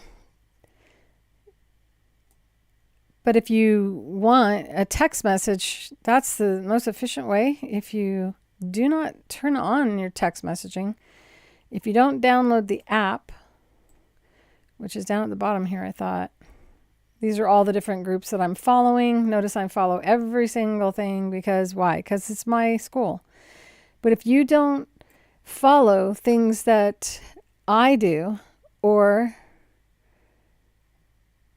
if you're interested in just Fabrically Speaking Live, you have that only selected and you didn't select everything else, then you may not be notified when we go live. So make sure you choose what it is that you want to follow. And that if you have email updates, if you don't have the updates set up on your computer, if you turned off your computer's notification, you won't get the notification.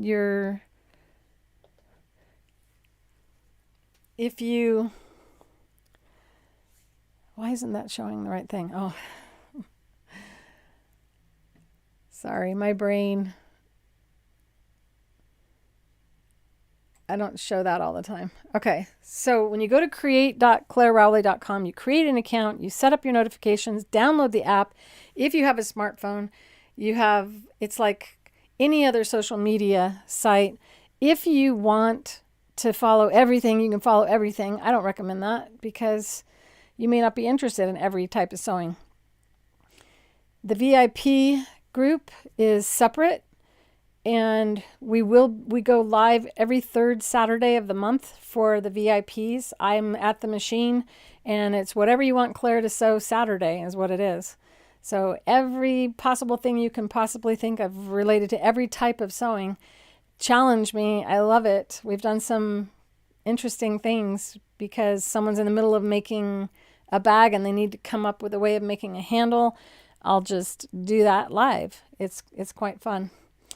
And if you missed the VIP notification, you probably don't have your notifications turned on. And because I sent out notification, I believe it was a day before, at least the day before, so that you could get set up in Zoom. And we generally use Zoom for that type of thing. So you're up on the screen. And if you want to look good when you go live in Zoom, have your camera up on something so that it's about 8 inches higher than the top of your head. So you have to look up at the camera. That slenderizes you and it makes you look more awake because in order to look up, you open your eyes wider. If you have the camera coming from below, it enhances and makes everything look bigger than it is. And it makes it so people can look up your nose. You don't want that. And just know that most everyone in there is just shy as well. It's like going into any class, anywhere. You walk in the classroom and you sit down and you're there. Your face is there. And everybody is still very sweet and kind and loving. It's a great group of people. And it's a new feature inside of the school overall is called Create with Clare Rowley. And inside of the school there are groups. And there'll be more courses. I'm writing a list of all the different mini courses. So there'll be little mini courses that you can take and then big ones. Some of those will cost money. We'll finish up this sunflower in the school. Try not to plan too much on the weekends because I never rest if I don't take some time off.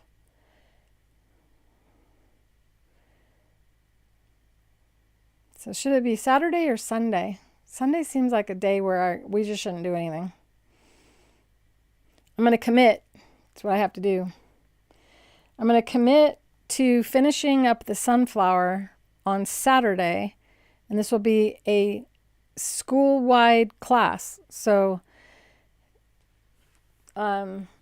There may be a limit to how many of you can participate, so you'll want to come early. You may only be able to watch it and not be able to chat, depending on Zoom and how limiting they are.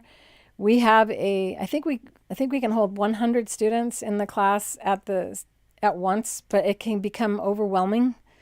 And I may, have you raise your hand and stuff like that, so that it isn't just, I want you to know that I will do my best to make it a pleasant experience to where you're not going, oh, there was just so many people talking, I couldn't even handle it. You vote for during the week or Saturday. I just know my weeks are insane. I haven't had a day where I felt like I can do something during the week in a long time.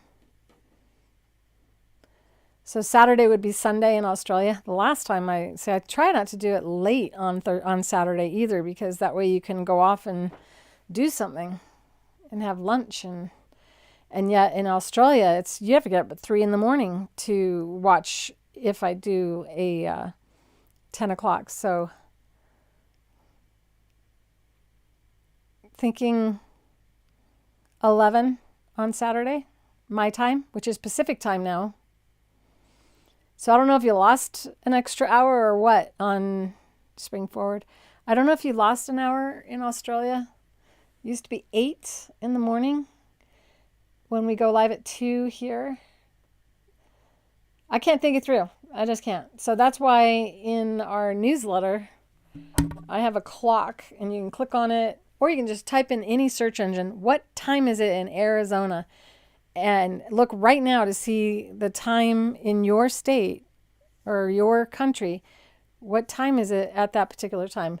Just know that if it isn't live, it will be recorded so that you can watch it afterward. Pretty sure that that's going to happen. I'm a little nervous trusting this platform because I'm already spending money storing my videos in different places. If this adds to the cost, I may just do it in Zoom and not use this application, because I don't want to have any chance of you not being able to watch this on the replay. It's 7 a.m. Right now, is it 7 a.m.?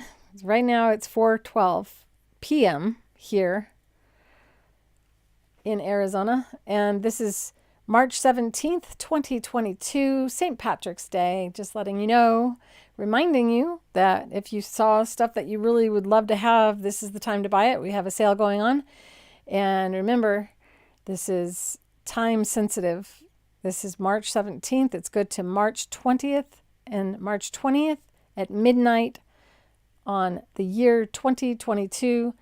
This coupon works, and it is Lucky 10. So Lucky and the digit 10, and Lucky is all uppercase. That coupon will give you 10% off your entire order. And if you spend over $49, it's free shipping in the United States. And if you're in another country like Australia, we credit you back what it would have cost us to ship it if you were in the United States, so that you're only spending the difference to get it to Australia or Canada or the UK or anywhere else on the planet. This may have been your last time springing forward, everyone. I'll tell you what, it'll make life a lot easier for me if you all stop springing forward and falling back, because we have not been doing that all this time. So if you are not already on Zoom, you want to make sure you go to zoom.com and download Zoom.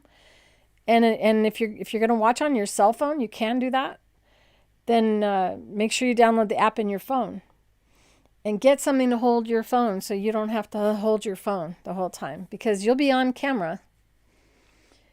You want to light the room, camera higher than you, so you open your eyes. Make sure you're not indecent. Actually, when we use Zoom, I'm more comfortable because I know how it works. And when we use Zoom, your camera's off so that you could be in any state and any condition.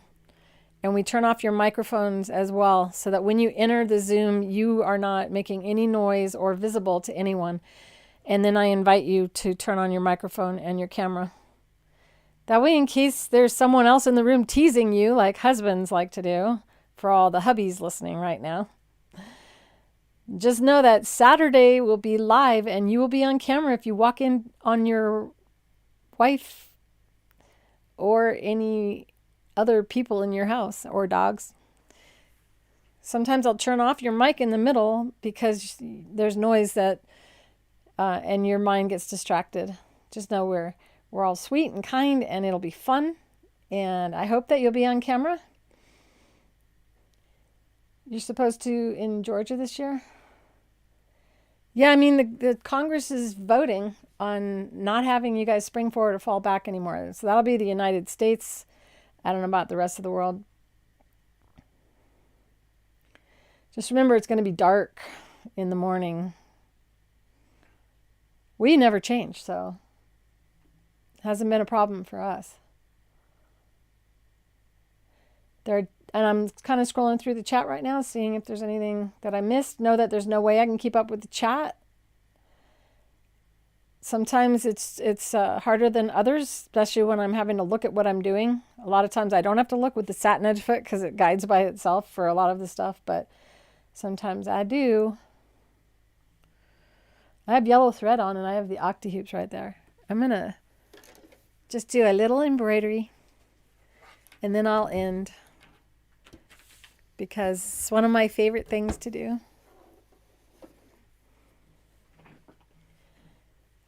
This is my smallest Octi-Hoop with our stick and tear stabilizer attached to it. It's another sticky thing that doesn't get you sticky. And it allows the fabric to lay down without getting stretched. So it's really good for t-shirts and sweatshirts and towels. And this is our stick and rinse. This is the product that I was talking about during the video that we're going to get back in stock. Super exciting. Got to remove the foot.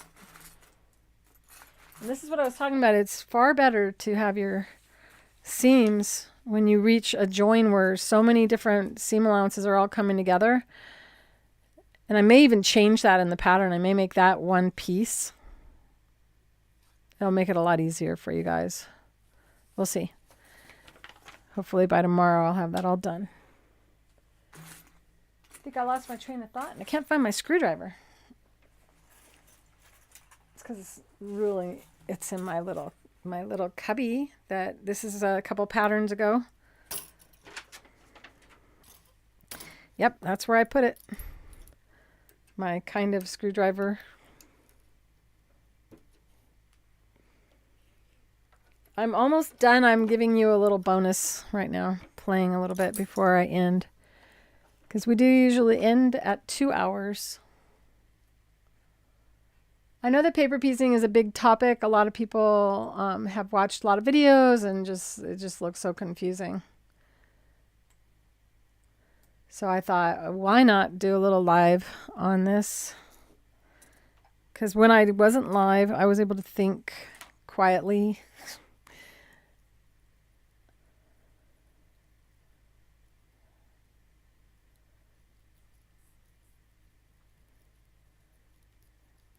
I don't know your name, BP Paria. If you're going to watch the beginning, I will see you on the other side. Be sure to join create.clarerowley.com so that you can play along with us. This is me bringing the bobbin thread up. Best tweezers if you have physical challenges ever. These are the Appliquick tweezers that we offer at Creative Feet. And this is how we are able to embroider right through the stick and rinse stabilizer. Another great scissor. And then you just draw.